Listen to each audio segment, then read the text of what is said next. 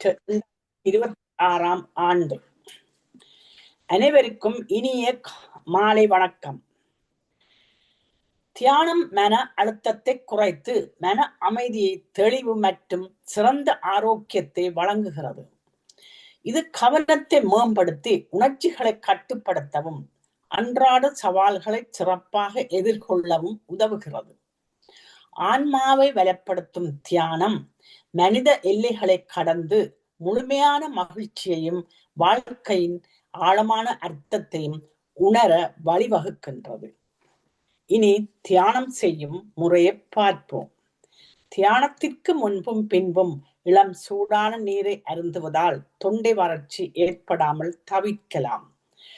ஒரு வசதியான இடத்தை தேர்ந்தெடுத்து உங்கள் தலை, கழுத்து, முதுகு ஆகியவற்றை நிமித்தி வைத்து இருக்கும்படி அமர்ந்து கொள்ளுங்கள்.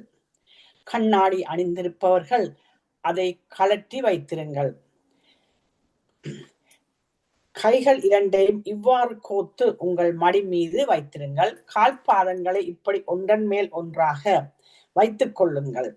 இப்போது உங்கள் இயல்பான சுவாசத்தின் மேல் கவனம் செலுத்துங்கள். அதாவது உள்மூச்சு, வெளிமூச்சு இரண்டையும் அவதானியுங்கள். தியானத்தின் போது எண்ணங்கள் வரலாம், அவற்றை கவனியாது சுவாசத்தின் மேல் கவனம் செலுத்துங்கள். இன்று நாம் அனைவரும் ஒன்று கூடி 25 நிமிடங்கள் இசையோடு இசை தியானம் செய்வோம். எல்லோரும் அமைதியை பெறுவோம். நன்றி.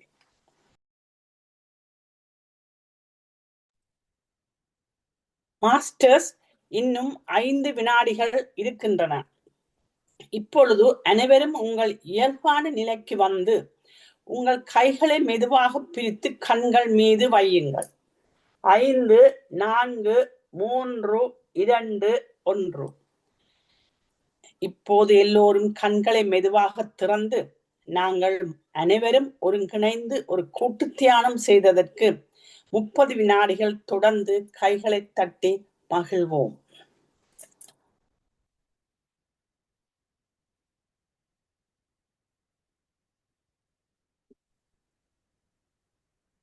பிரபஞ்ச நல்லாசியுடன் நாம் அனைவரும் ஒருங்கிணைந்து மன அமைதி, சமாதானம், ஆரோக்கியம் ஆகியவற்றை முன்னிலைப்படுத்தி ஒரு சக்தி வாய்ந்த கூட்டு தியானம் செய்தோம்.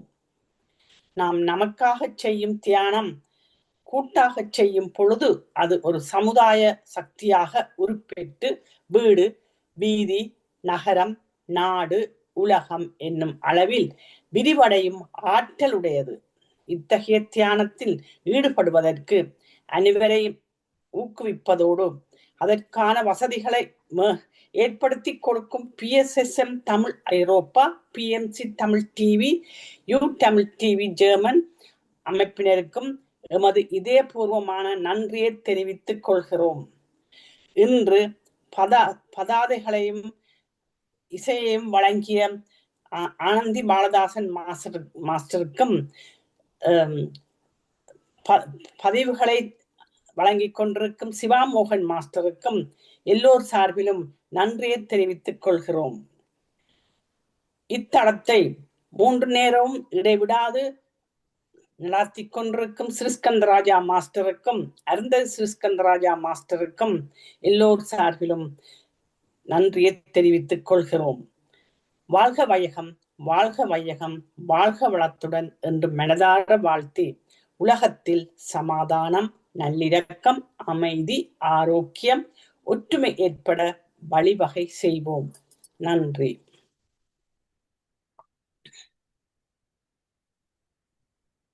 நன்றி தமயந்தி அம்மா. தியானத்தையும் வழிநடத்தி பிரபஞ்ச நன்றியையும் கூறியமைக்காக அனைவர் சார்பிலும் நன்றியை கூறிக்கொண்டு இப்பொழுது எங்களுடைய சிறப்பு பேச்சாளர் எங்களுடைய தளத்தில் டாக்டர் போல் ஜோசப் ஐயா அவர்கள் கனடாவிலிருந்து பேச இருக்கின்றார். அவருடைய தலைப்பு குடலும் உடலும் என்ற பதத்திலே அமைந்திருக்கின்றது. அவர் இந்த தளத்துக்கு புதியவர் அல்ல, அவருடைய அறிமுகம் பெரிதாக தேவையில்லை. காரணம், அவர் நிறைய விஷயங்களை எங்களுக்கு கூற வந்திருக்கிறார். ஆகவே நான் இந்த தளத்தினுடைய சிறப்பு அதிதி எங்களுக்கு அவர் என்பது முக்கியமான ஒரு விடயமாக இருக்கின்றது. இப்பொழுது நீங்கள் வாருங்கள் ஐயா, பேசுங்கள். உங்களை அனைவர் சார்பிலும் அன்புடன் அழைக்கின்றேன். நன்றி. வாழ்க வளமுடன், வாழ்க நலமுடன். அனைவரும் நலமாக இருப்பீர்கள் என்று நினைக்கின்றேன். எப்படி எல்லோரும் நலமா? கை தூக்குங்க. நலம், எல்லோரும் நலம்.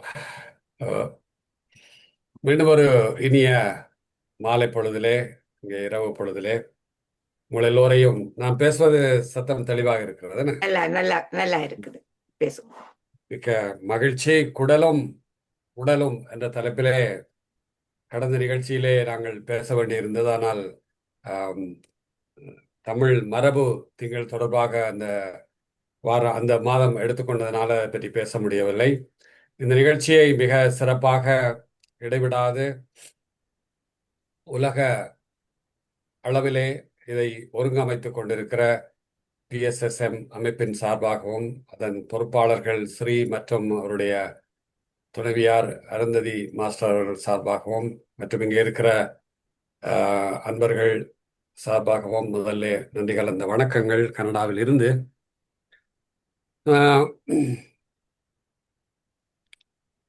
இந்த தலைப்பை எடுத்ததற்கு பல காரணங்கள் உண்டு. எங்களுடைய உடலிலே ஒரு சின்ன கேள்வியோடு நாங்கள் தொடங்கலாம். எங்களுடைய உடலிலே ஓய்வில்லாமல் உழைக்கிற ஒரு 2 உறுப்புகளை சொல்லுங்க பார்க்கலாம். ஓய்வில்லாமல் உழைக்கிற உறுப்புகள். இதயம், மற்றது நுரையீரல். நுரையீரல், மிக மகிழ்ச்சி. குடல். உடல் அதான் சிக்கல். எங்களுடைய உடலில் அத்தனை உறுப்புகளும் ஓய்வில்லாமல் உழைத்துக் கொண்டிருக்கு. எதுவும் ஓய்வு கொடுப்பதில்லை. ஒரு உறுப்பு கூட நீங்க நினைப்பீர்கள் நாங்கள் உறங்கும் போது மூளை ஓய்வு எடுக்கிறது என்று. உறங்கும் போதுதான் மூளை 2-3 மடங்கு அதிகமாக வேலை செய்கிறது. நாங்கள் ஓய்வெடுக்கிறோம், ஆனால் மூளை ஓய்வெடுப்பதில்லை. இதை பற்றியெல்லாம் உங்களுக்கு கடந்த நிகழ்ச்சியில சொல்லியிருக்கிறேன். எந்த உறுப்புமே நாங்கள் உறங்கும் போது ஓய்வெடுப்பதில்லை. ஆனால் நாங்கள் ஓய்வு கொடுக்கக்கூடிய ஒரே ஒரு உறுப்பு இந்த குடல் மட்டும்தான். இந்த குடலுக்கு நல்ல ஓய்வு கொடுத்தோம்னால் கண்டிப்பாக இந்த உடல் ஆரோக்கியமாக இருக்கும் என்பதுதான் இன்றைய செய்தியாக இருக்க போகிறது. முதல்ல ஒரு சின்ன படத்தோட அறிமுகத்தோடு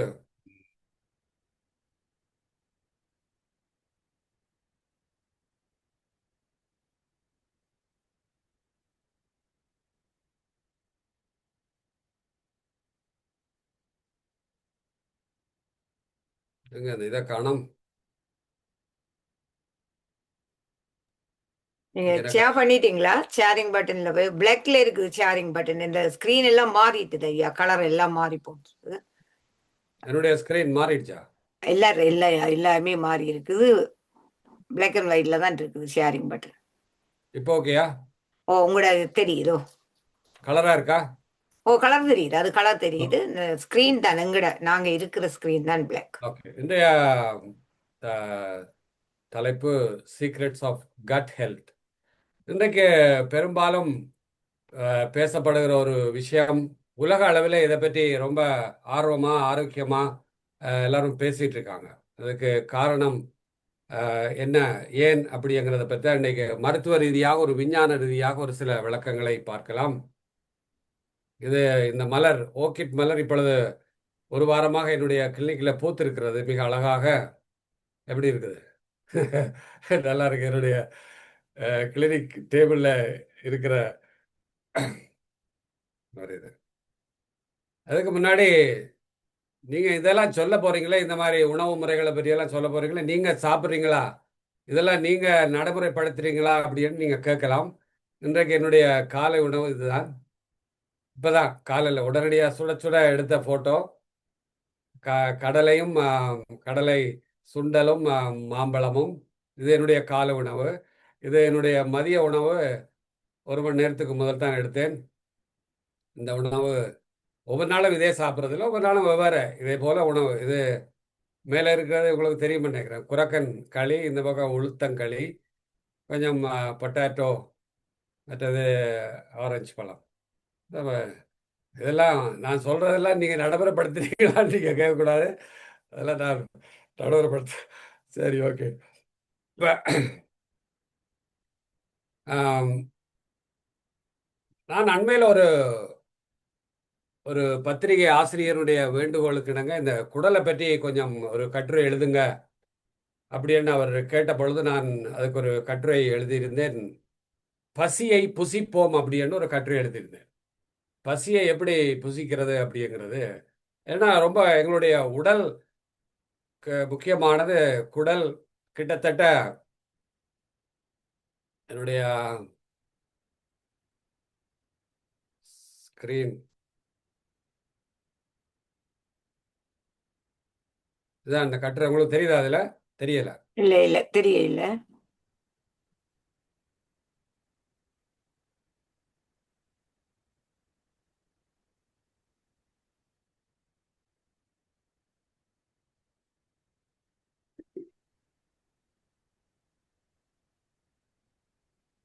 இப்ப தெரியுதல்ல? ஸ்கிரீன் இப்ப தெரியுதோ? ஆமா, இதுதான் அந்த கட்டுரை. உடல் மொழி அப்படிங்கிற தலைப்பில் தான் நான் தொடர்ந்து எழுதி கொண்டு இருக்கிறேன். பாடி லாங்குவேஜ் அப்படிங்கிறதுல பசியை புசியுங்கள் அப்படிங்கிற தலைப்பில் ஒரு 2 பக்க கட்டுரை. அப்ப இதுல முக்கியமாக இந்த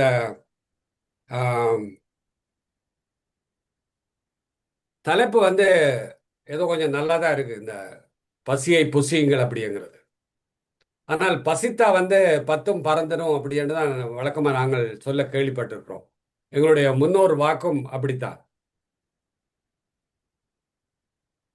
பட்டினி அப்படிங்கிறது இன்னைக்கு நாங்கள் இதை பற்றி பேசிக்கொண்டிருக்கிற பொழுது இந்த உலகிலே பட்டினியாலே வாடிக்கொண்டிருக்கிற பல மில்லியன் கணக்கான மக்கள் இருக்கிறார்கள். ஆனால் நாங்கள் இந்த பட்டினி வந்து அந்த பட்டினி அல்ல. எங்களுக்கு சாப்பாடு கூடி போய் அதிகமாகி எப்படி பட்டினி இருந்து அல்லது எப்படி இந்த குடலை பாதுகாக்கலாம் அப்படிங்கிறதா இந்த இந்த நிகழ்ச்சியினுடைய முக்கியமான நோக்கம். அதுக்காக பட்டினி இருக்கிறதா இல்லை, குடலை பற்றி. பட்டினியும் ஒரு விதமான எங்களுடைய தியானம், எப்படி நாங்கள் தியானம் செய்கிறோம் அல்லது எப்படி உடல் பயிற்சிகள் செய்து அல்லது உணவு முறைகளை பின்பற்றி மனதை ஒருநிலைப்படுத்தி மனதை சரியாக வைத்து எங்களுடைய உடல் நலத்தை பாதுகாக்கிறோமோ அது மாதிரி பட்டினியும் ஒரு வகை. அந்த காலத்தில் இருந்து உங்களுக்கு தெரியும், நீங்கள் விரதங்கள் இருப்பவர்கள் பலர் இருக்கிறீர்கள். ஸோ இதெல்லாம் வந்து ஒரு மருத்துவ ரீதியாக, உடலியல் ரீதியாக, விஞ்ஞான ரீதியாக எப்படி முக்கியமான விஷயம் அப்படிங்கிறது இன்று நேற்றல்ல, கிட்டத்தட்ட 3000 ஆண்டுகளுக்கு முதல் இருந்தே தொல்காப்பியத்திலிருந்து எங்களுடைய மரபு வழி மருத்துவங்கள்ல இருந்து, பாரம்பரிய முறை மருத்துவங்கள்ல இருந்து இதை பற்றியெல்லாம் நாங்கள் பேசிக்கொண்டு வர்றோம், சொல்லி கொண்டு வர்றோம். அந்த அனுபவங்களை வந்து எல்லோருக்கும் தெரியும். வள்ளுவர் கூட ஒரு விடயத்தை சொல்லி இருக்கிறார். அற்ற அறிந்து கடைப்பிடித்து மாறல்ல துய்க்க துவர பசித்து. இது ஒரு முக்கியமான குறள். பலரும் இதை தெரியும், பலரும் மறந்திருப்பீர்கள். அற்றது அறிந்து கடைப்பிடித்து மாறல்ல துய்க்க துவர பசித்து அப்படின்னா, நாங்க முதல்ல சாப்பிட்ட உணவு ஜீரணமான பிறகு உடலுக்கு மாறல்ல அப்படின்னா உடலுக்கு தீங்கு வராத உணவுகளை உண்டு பசித்த பிறகு உண்ண வேண்டும் அப்படிங்கிறது ஒரு குறள் இருக்கு, உங்களுக்கு தெரியும். இன்னொரு குறள், மருந்தென வேண்டாமாம் யாக்கைக்கு அருந்தியது அற்றது போற்றி உணின் அப்படி என்று இன்னொரு குறள் இருக்கு. மருந்தே வேண்டாம், நோயே வராது, அதனால மருந்தே வேண்டாம் எப்ப அப்படிங்கிற போது அருந்தியது அற்றது போற்றி உணின் அப்படின்னு வள்ளுவர் சொல்றார். சாப்பிட்டது, முதல்ல சாப்பிட்டது முழுமையாக அது ஜீரணம் அடைந்து பிறகு அடுத்த உணவை நீங்கள் எடுத்துக்கொள்ள வேண்டும், பசித்த பிறகு உணவை எடுத்துக்கொள்ள வேண்டும் அப்படிங்கிறது. ஸோ இன்றைக்கு நாங்கள் இன்னைக்கு நிகழ்ச்சியினுடைய தீமை அதுதான். பசித்த பிறகு எப்படி புசிப்பது அப்படி. நான் அடிக்கடி என்னுடைய கோட், நான் அடிக்கடி பல கூட்டங்கள்ல கருத்தரங்கள் சொல்வது, பசிக்கும் போது உணவில் கை வைப்பவனும் உணவு தட்டில் கை வைப்பவனும் பசி தீர முதல் உணவிலிருந்து கை எடுப்பவனுமே ஆரோக்கியசாலி, ஆரோக்கியமானவன் அப்படிங்கிறது. இன்றைக்கு அதுதான் மருத்துவ விஞ்ஞானமும் சொல்லுது. நாங்கள் ஏதோ 3 வேளை சாப்பிடணும், 4 வேளை சாப்பிடணும் அப்படி இப்படிங்கிறதெல்லாம் வந்து ஏதோ ஒரு காரணத்தினால உள்ள வந்துட்டுது, எங்களுடைய வாழ்வியல்ல உள்ள வந்துட்டுது. அப்படி அல்ல. உண்மையில இன்றைக்கு இருக்கக்கூடிய பலவிதமான வாழ்வியல் நோய்களுக்கும் பல்வேறு விதமான லைஃப் ஸ்டைல் டிசார்டர்ஸ் என்று சொல்லக்கூடிய அல்லது நாள்பட்ட தொற்றாத நோய்கள்னு சொல்கிறோம். ஒன்று தொற்று நோய்கள், அது கொஞ்சம் குறைஞ்சு விட்டது. இப்பொழுது தொற்றாத நோய்கள், கிரானிக் நான் கம்யூனிகபிள் டிசீஸ்ன்னு சொல்லக்கூடிய வியாதிகள் வந்து அதிகமாகிக்கொண்டே போகுது. ஒவ்வொரு ஆண்டும் மாரடைப்பினால இப்படியெல்லாம் ஒரு ஒரு காலகட்டத்தில் சரியான உணவு முறையில் மக்கள் இருக்கும்போது இல்லை. அப்போ அந்த காலங்களில் வந்து மக்கள் எப்படி அதிகமாக இறந்தார்கள் என்றால் தொற்று நோய்களால் கொஞ்சம் கூட பேர் இறந்தாங்க. அது நாம் ஒத்துக்கொள்ளத்தான் வேணும். இன்றைக்கு விஞ்ஞான வளர்ச்சியின் பிறகு அந்த தொற்று நோய்கள்லாம் கொஞ்சம் குறைஞ்சிருச்சு. இருந்தாலும் இருக்குது, அவ்வப்போ வந்து போகுது. ஆனால் இன்றைக்கு உலகை ஆட்டி படைக்கக்கூடிய தொற்றாத நோய்கள், நான் கம்யூனிகபிள் கிரானிக் டிசீஸ், ஒரு ஆண்டுக்கு 19.5 19.5 million people they died with heart attack. அப்போ இவ்வளவு விஞ்ஞான வளர்ச்சி வந்து, இவ்வளவு மருத்துவம் எல்லாம் வளர்ந்து, இவ்வளவு மருத்துவமனைகள் வந்து, இவ்வளவு நாங்கள் மருத்துவங்கள் எல்லாம் படித்து ஒவ்வொரு ஆண்டுங்க சாதாரணமாக இல்லை, 19.5 மில்லியன் மக்கள், 18 மில்லியன் மக்கள் ஒவ்வொரு வருஷமும் கேன்சரால் புற்றுநோயால் இறக்குறாங்க. இதெல்லாம் நீங்கள் போய் நான் சொல்கிற இந்த புள்ளி விவரங்களில் கூகுளில் போய் பார்க்கலாம் நீங்கள் தளங்களில். 21 மில்லியன் பீப்புள் வந்து ஸ்ட்ரோக் வந்து ஒவ்வொரு ஆண்டும் ஸ்ட்ரோக் வந்து இறந்து போகிறாங்க. அப்போ எப்படி முன்னேறி இருக்குது அப்படின்னு மக்களுடைய ஆயுள் கூடிக்கொண்டு போகுது. ஆனால் இப்படி இன்னொரு பக்கம் இதுக்கெல்லாம் என்ன காரணம் அப்படின்னு பார்க்குற பொழுது முக்கியமாக இந்த குடல் அப்படிங்கிற விஷயத்தில் நாங்கள் கொஞ்சம் கவனம் எடுத்துத்தான் ஆக வேண்டும். அது என்ன அப்படிங்கிற விஷயம் இன்னைக்கு நாங்கள் கொஞ்சம் அதை பற்றி பார்ப்போம். அடுத்து வர்ற சில இப்போ இந்த படத்தில்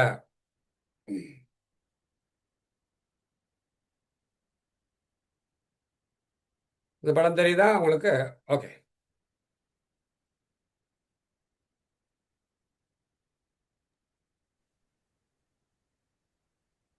எலிமெண்ட்ஸ் ஆஃப் கட் தெரியுது. ஓகே, 3 விஷயங்கள் இதில். எங்களுடைய கட் அப்படிங்கிற நான் சொல்கிறது இந்த ஜிஐடி, கேஸ்ட்ரோ இன்டெஸ்டினல் ட்ராக்ட் அப்படிங்கிறது. வாய் முதல் எங்களுடைய மலக்குடல் வரை இருக்கிற அத்தனையும் கிட்டத்தட்ட ஒரு மனிதனுக்கு ஒரு 5 அடி உயரமுள்ள அல்லது 6 அடி உயரமுள்ள ஒரு மனிதனுக்கு கிட்டத்தட்ட 25 அடி, அவரை விட 5 மடங்கு 25 அடி நீளமுள்ள குடல் இருக்கிறது. இந்த குடல்ல வாய் முதல் குதம் வரைக்கும் பல்வேறு விதமான பணிகள், ஏதோ நாங்கள் சாப்பிட்றோம், சமைக்குது, சமிபாடு அடையுது, அது உணவு ஜீரணமாகுது, பிறகு எங்களுக்கு அது சக்தியை கொடுக்குது அப்படிங்கிறது தான் நாங்கள் படித்த விஷயம், தெரிந்த விஷயம். இது வாழ்வியலோட அல்லது எங்களுடைய உடல் நலத்தோட சம்பந்தப்பட்டு இருக்குது அப்படிங்கிறத பல வேளைகளை நாங்கள் மறந்து போயிடுறோம். இந்த மூளைக்கு கொடுக்குற, இதயத்துக்கு கொடுக்குற அல்லது மூச்சு சுவாசப்பைக்கு கொடுக்குற, சிறுநீரகத்துக்கு கொடுக்குற முக்கியத்துவம் இந்த உணவு தொகுதிக்கு அல்லது இந்த கட்டுக்கு நாங்கள் கொடுப்பதை அதிகமாக மறந்து விடுகிறோம். வாழ்வதற்காக நாங்கள் உண்ணுகிறோமா அல்லது உண்ணுவதற்காக வாழ்கிறோமா? வாழ்வதற்காக நாங்கள் சாப்பிடுகிறோமா அல்லது சாப்பிடுவதற்காகவே வாழ்கிறோமா அப்படிங்கிற 2 தராசு இருக்குது. அதில் வச்சு நம்ம பார்க்கணும். ஸோ அதை பற்றி தான் 2 விஷயங்கள். இதில் முக்கியமானது கட் மைக்ரோபயோம். இதை பற்றி நாங்கள் ஏற்கனவே எங்களுடைய உணவு குழாயில் இருக்கிற நுண்கிருமிகள் எங்களுக்கு எப்படி உதவி செய்யுது அப்படிங்கிறத பற்றி பார்த்தோம். அடுத்தது எங்களுடைய உணவு குழாய்க்குள்ளே இருக்கிற ஒரு பேரியர். இது எங்களுடைய நல்ல கிருமிகளை பாதுகாத்து கெட்ட கிருமிகளை நாங்கள் சாப்பிடுகிற உணவிலோ அல்லது உள்ளுக்கு இருக்கிற கிருமிகளையும் தேவையற்றவற்றையும் எங்களுடைய இரத்த ஓட்டத்துக்குள்ளே போகாமல் தடுக்கிற ஒரு பேரியர், ஒரு இம்யூன் பேரியர் வந்து எங்களுடைய உணவு குழாய். அடுத்தது கட் பிரெயின் ஆக்சிஸ். 3 விஷயம்தான். எங்களுடைய மூளை, இன்னைக்கு சொல்லுகிறார்கள் கட் பிரெயின் அப்படின்னு சொல்கிறாங்க. மூளை என்பதும் எங்களுடைய உணவு குழாய் அல்லது கட் என்பதும் ஒரு மூளை போல செயல்படுகிறது.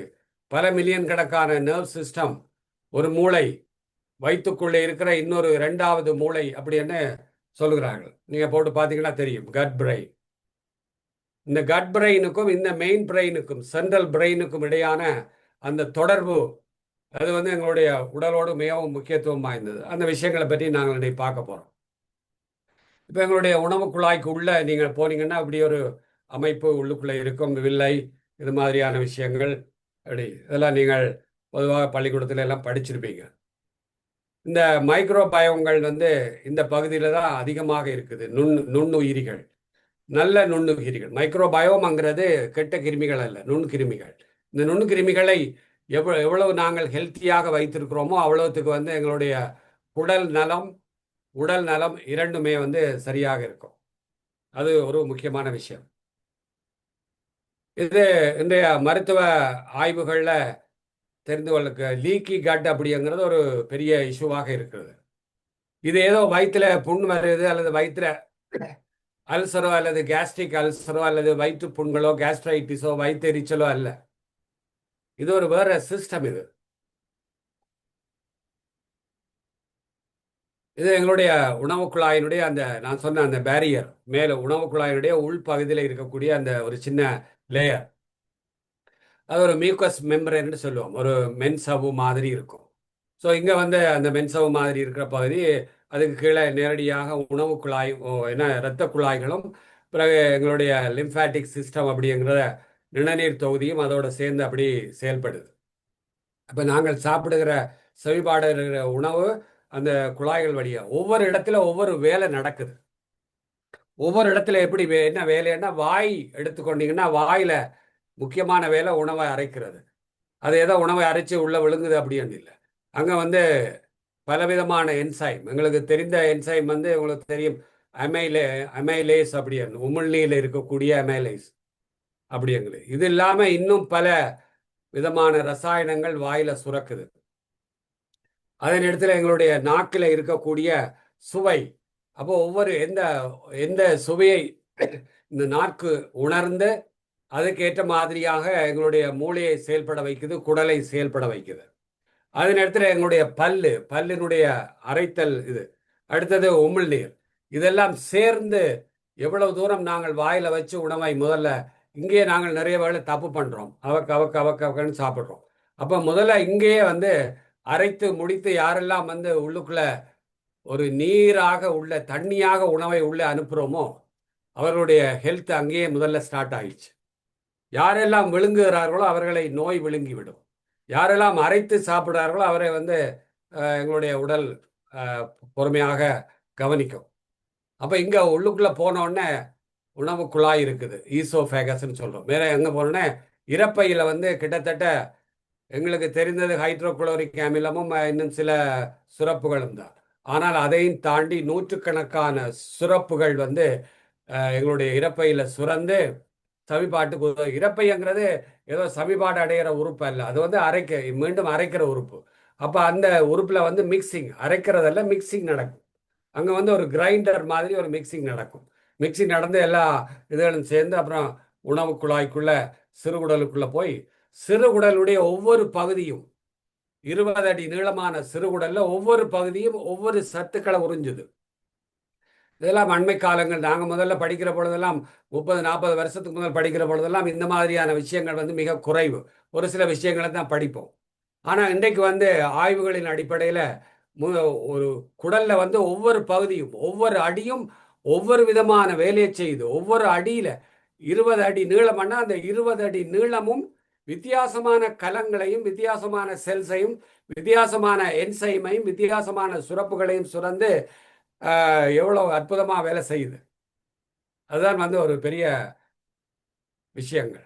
ஸோ இப்படியாக வந்து இந்த விஷயங்களை நாங்கள் முழுமையாக கவனிக்க வேண்டும் அல்லது அறிந்து கொள்ள வேண்டும்.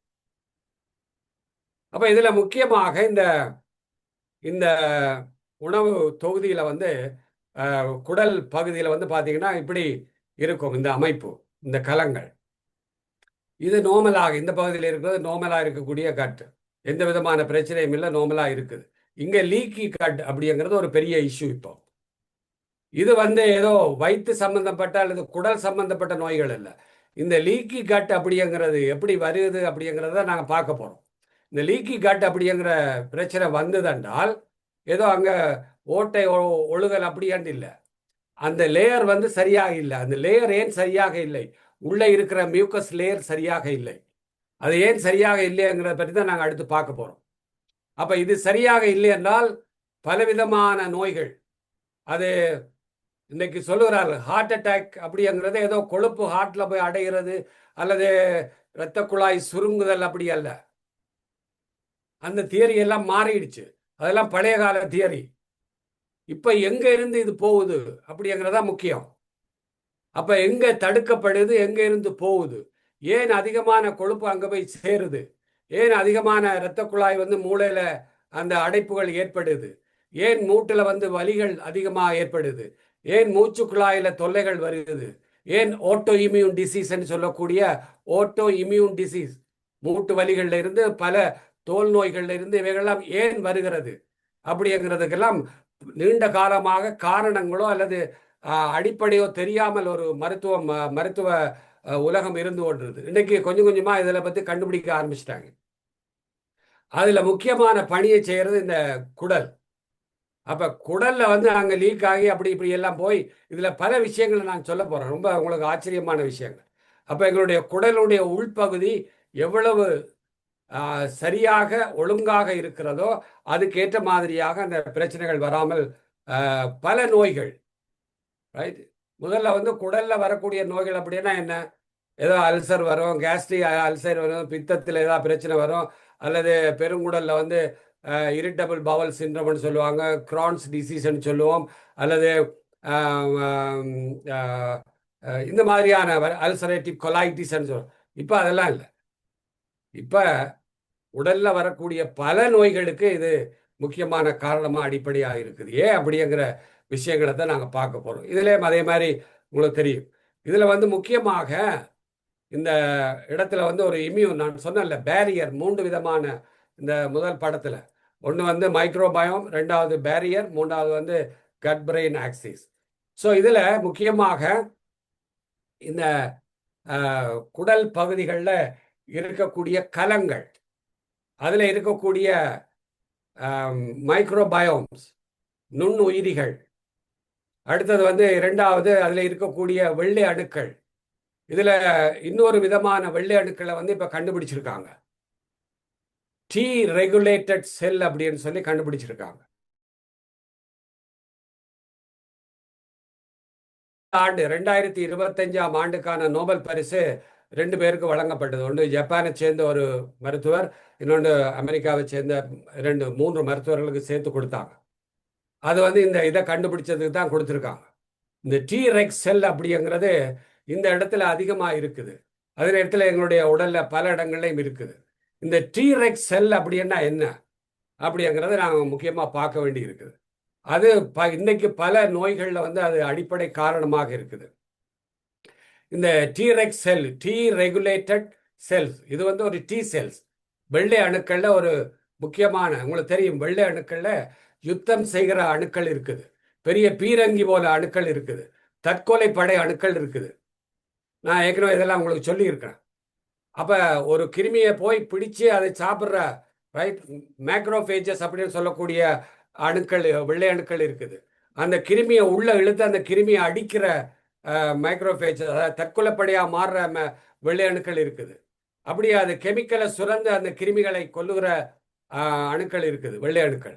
ஆனால் இந்த விதமான வெள்ளை அணுக்கள், இந்த டீரெக்ஸ் செல் அப்படிங்கிறது ஒரு வித்தியாசமான கலங்களை இப்போ கண்டுபிடிச்சிருக்காங்க கடந்த 10 வருஷ ஆராய்ச்சியில். இது பீஸ் கீப்பர்ஸ்ன்னு சொல்லுகிறார்கள். அதாவது பீஸ் கீப்பர்ஸ் என்ன சொல்ல, சமாதானத்தை ஏற்படுத்தக்கூடிய ரெட் செல்ஸ். இந்த செல்களுடைய குறைவு காரணமாக இந்த டீரெக்ஸ் செல், இந்த சமாதானத்தை ஏற்படுத்தக்கூடிய கலங்கள் குறைஞ்சு போறதுனால, திரும்ப திரும்ப நான் சொல்றேன், டி ரெகுலேட்டட் செல்ஸ், இந்த அணுக்கள் குறைஞ்சு போறதுனால இந்த ஓட்டோ இம்யூன் டிசீஸ் அப்படின்னு சொல்லக்கூடிய எங்களுக்கு நோய் எதிர்ப்பு ஆற்றலில் வரக்கூடிய பலவிதமான பிரச்சனைகள், நோய் எதிர்ப்பு இதில் வரக்கூடிய இன்னைக்கு பல நோய்கள் இருக்குது. இந்த நோய்களுக்கு காரணம் இந்த செல்கள் இல்லாமல் போகிறது.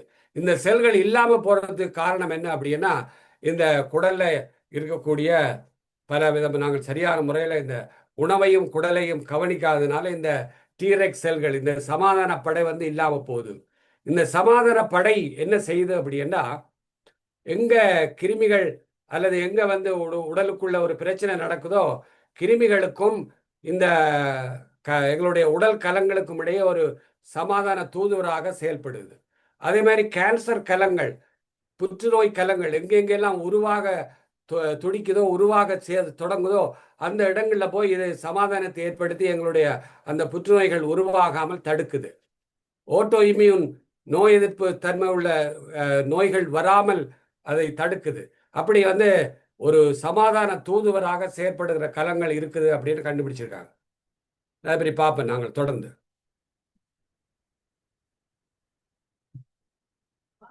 கொஞ்சம் லேட்டாக இருக்குமா? ஓகே, இது நான் வரைஞ்ச ஒரு படம், 2 நாளைக்கு முதல் வரைஞ்ச ஒரு படம். இது வந்து மேப்பிள் இலையில வரைஞ்சினேன். ஒரு சின்ன மேப்பிள் இலையில என்னுடைய ஒரு பொழுதுபோக்கு நேரங்களில். இது நேற்று ஞாயிற்றுக்கிழமை ஓய்வில் இருக்கும்போது வரைஞ்ச படம். மேப்பிள் இலையில வரைந்த படம்.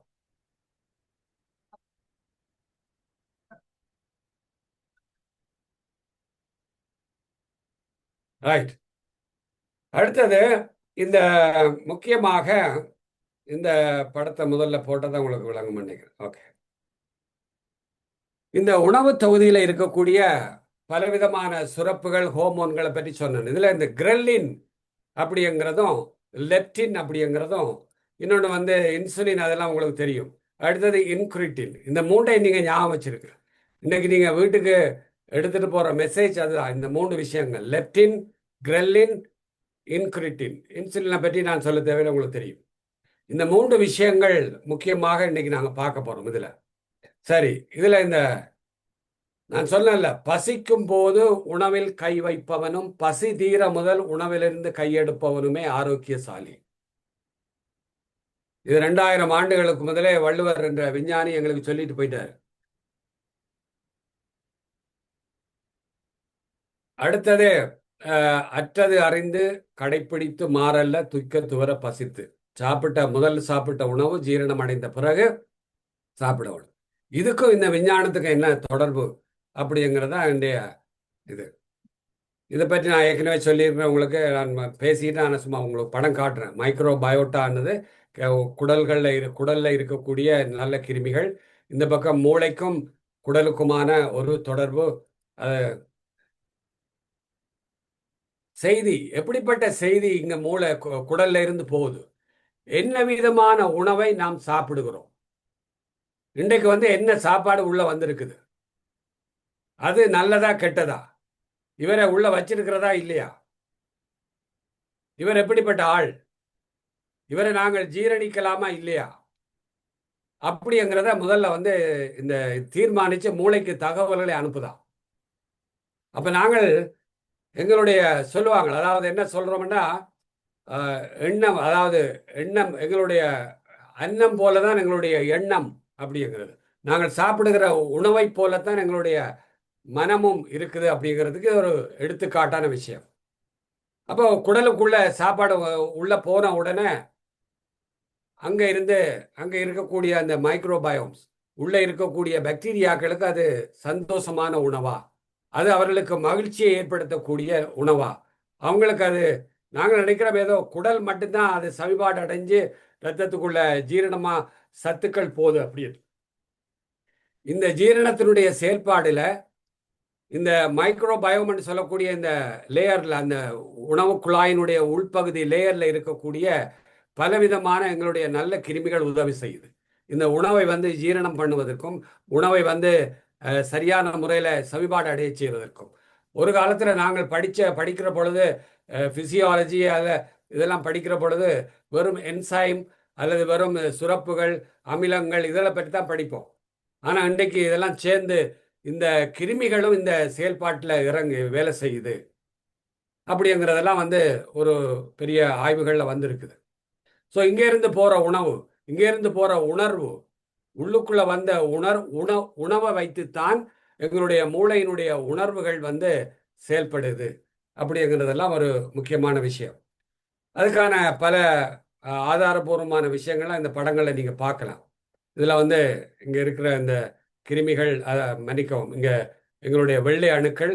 இந்த வெள்ளை அணுக்கள் அங்கே இருந்து என்ன விதமான வேலையை செய்யுது, அது பேரியராக, அதை ஒரு பாதுகாப்பு சுவராக எங்களுடைய உணவு குழாயை எப்படி வைத்திருக்குது, தேவையில்லாத விஷயங்களை உள்ளே விட்டு லீக்கி கட் இல்லாமல் தேவையில்லாத விஷயங்களை உள்ளே விட்டு பல நோய்களை ஏற்படுத்தாமல் இப்படி பல பணிகள் அங்கே நடக்குது. எங்களுக்கு தெரியாத பல விடயங்கள் நடக்குது. ஸோ இப்படியான விஷயங்கள் தான் முக்கியம். அடுத்தது நாங்கள் இந்த விஷயத்துக்கு வருவோம்.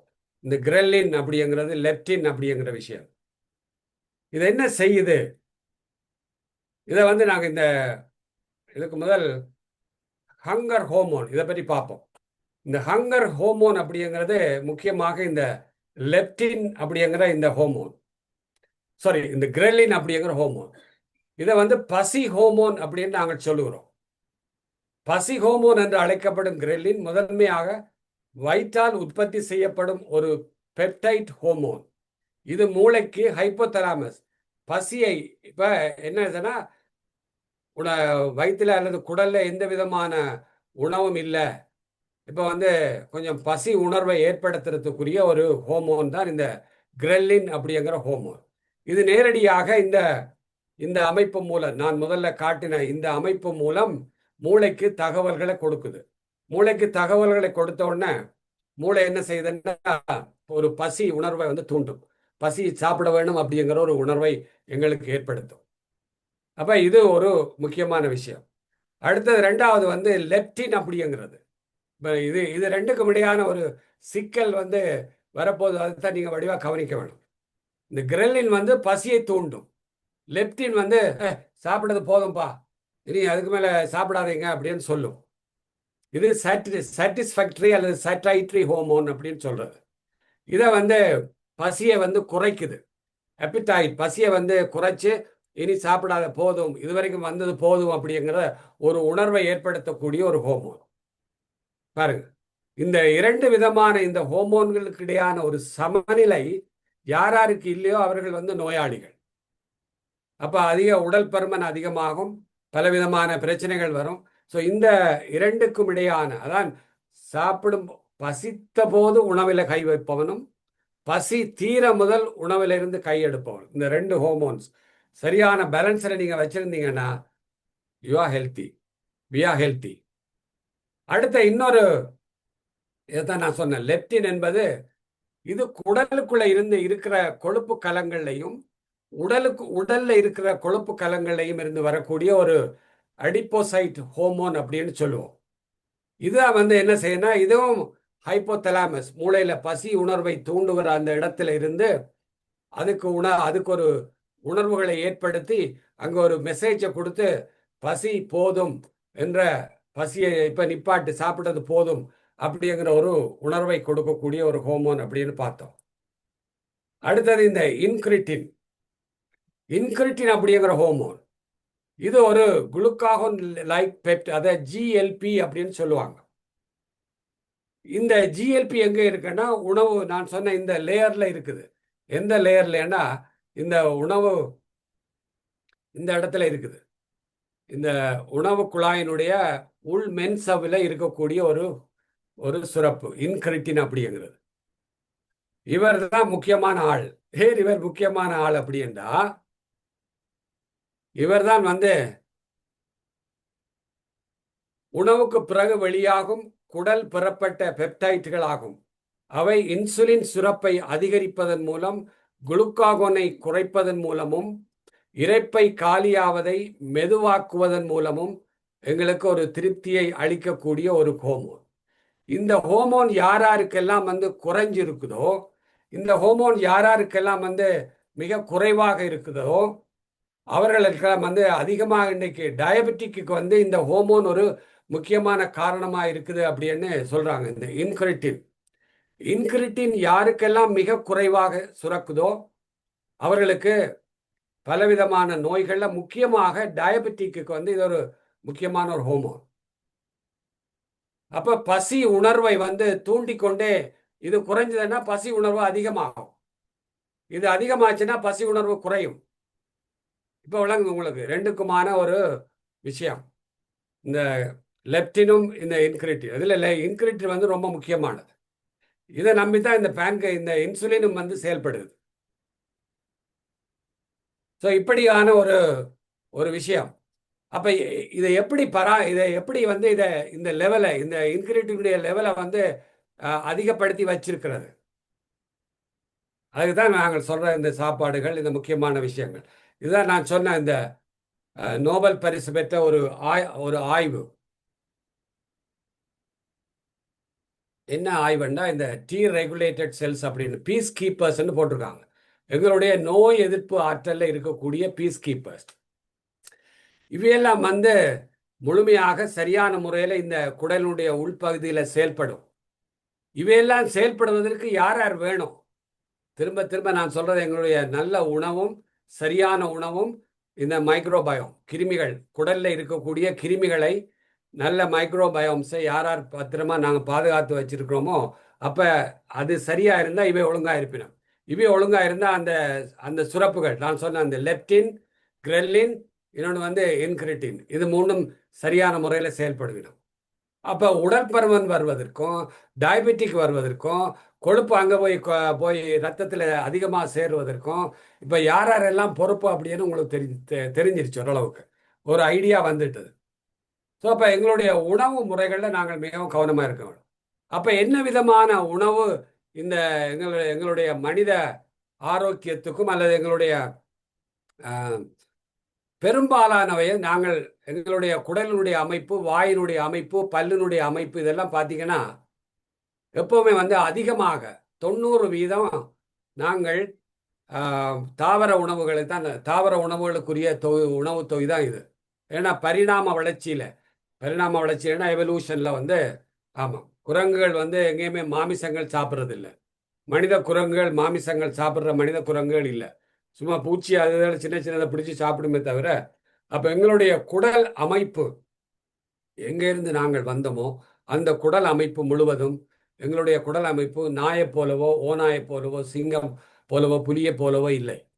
அப்போ பெரும்பாலும் 90%, 10% நாங்கள் மாமிச உணவுகளை எடுத்துக்கொள்ளலாம். 90% எங்களுடைய உணவுகள் பழங்களுக்காகவும் காய்கறிகளுக்காகவும் விதைகள் தானியங்களுக்காக அமைக்கப்பட்ட எங்களுடைய குடல் தான்.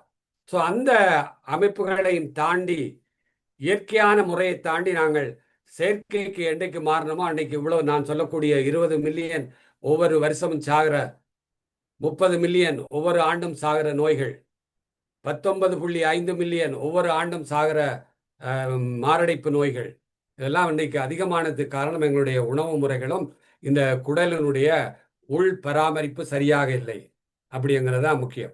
ஸோ இந்த மாதிரி இப்போ பாருங்க, கனடா ஃபுட் கைடு வந்து இப்படி கொடுத்துருக்காங்க, இதுதான் சாப்பாடு, இதெல்லாம் இதை போல ரொம்ப சிம்பிள் டயட். முந்தையெல்லாம் பார்த்தீங்கன்னா நிறைய மாச்சத்துள்ள இதெல்லாம் போட்டிருப்பாங்க, பால் அதிகமாக போட்டிருப்பாங்க, அல்லது இறைச்சி வகைகள் அதிகமாக போட்டிருப்பாங்க. ஒரு 3-4 ஆண்டுகளுக்கு முதல், இது வந்து இப்போ 2 ஆண்டுகளுக்கு முதல் வெளியிட்ட இந்த ஃபுட் கைடு. எங்களுடைய சாப்பாடு பிளேட் இப்படி தான் இருக்க வேணும். ஸோ அதிகமான பழங்கள், தானியங்கள், கொஞ்சம் அடுத்தது புரதச்சத்துள்ள உணவுகள். இதெல்லாம் யாருக்கு பிடிக்கும்னா இந்த மைக்ரோபயோம்ஸ், குடல்ல இருக்கக்கூடிய, குடலுடைய உள்பகுதியில் இருக்கக்கூடிய, குடலுடைய அடுத்து நெக்ஸ்ட் லேயர்ல இருக்கக்கூடிய இந்த கிருமிகள். ஸோ இப்படியாக எங்களுடைய உணவு பிளேட் இப்படி இருக்குது. அப்போ அதிகமான நார்ச்சத்து, கட் ஹெல்த்தை, எங்களுடைய உணவு குழாயை, கட் ஹெல்த்தை, குடல் நலத்தை சரியான முறையில் வைத்திருப்பதற்கு என்ன மாதிரியான உணவுகள் அதுனா அவைக்கு பிடிக்கும்னா நார்ச்சத்துள்ள உணவுகள். அப்போ இன்னைக்கு நாங்கள் அதெல்லாம் மாறி, அதுக்காக நீங்கள் பச்சையாக சாப்பிடணும் இல்லை, வேக வச்சு சாப்பிடலாம். அதிகமான நார்ச்சத்துள்ள உணவு அடுத்தது. இந்த மாதிரியான உணவுகள் தான் fast food, fast eat, fast funeral. அப்போ இந்த மாதிரியான உணவுகள் எல்லாமே வந்து அந்த ஹோமோன்களுக்கும், குடலுக்குள்ளே இருக்கிற நான் சொன்ன அந்த சுரப்புகளுக்கும், அந்த கிருமிகளுக்கும் ஒத்தே வராது. ஸோ அப்போ பலவிதமான நோய்கள் உருவாகிறதுக்கான பொரியல், கரியல், வறுவல், இதை பற்றி அதெல்லாம் ஏற்கனவே கூட சொல்லியிருக்கு, சரிதானே? அடுத்தது எங்களுடைய சுவையில் வந்து முக்கியமாக ஒரு இதை நாங்கள் கவனிக்க வேண்டும். எந்த விதமான சுவை அதிகமாக இன்னைக்கு வந்து நாங்கள் எடுக்கக்கூடிய எல்லா சாப்பாடுகளும் மாச்சத்து நிறைந்த உணவுகள், இனிப்பு சத்து நிறைந்த உணவுகள். அப்ப அதிகமான இனிப்பு எடுக்க எடுக்க இந்த உள்ளுக்குள்ள இருக்கிற இந்த ஹோமோன்கள், நான் சொன்ன மாதிரி அந்த கிரெல்லின், பெப்டின், அடுத்தது மன்னிக்கவும் என்ன இன்கிரிட்டின், லெப்டின், இந்த மாதிரியான ஹோமோன்களுடைய சுரப்புகளில் வந்து இம்பேலன்ஸ் வருது அப்படிங்கிறது விஞ்ஞானபூர்வமாக நிரூபிக்கப்பட்டிருக்கு. அப்ப எங்களுடைய உணவுகளில் அதிகமாக இதை வந்து குறைக்க வேண்டும். உப்பு, இனிப்பு, உரைப்பு கொஞ்சம் ஓரளவு சேர்க்கலாம். ரைட்?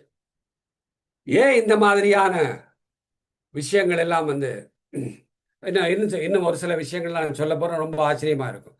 அண்மையில வந்து ஒரு கடந்த ஆண்டு 2025 செங்கல்பட்டு சென்னையில் இருக்கிற மெடிக்கல் காலேஜில் ஒரு பெரிய ஆய்வு செய்திருக்காங்க.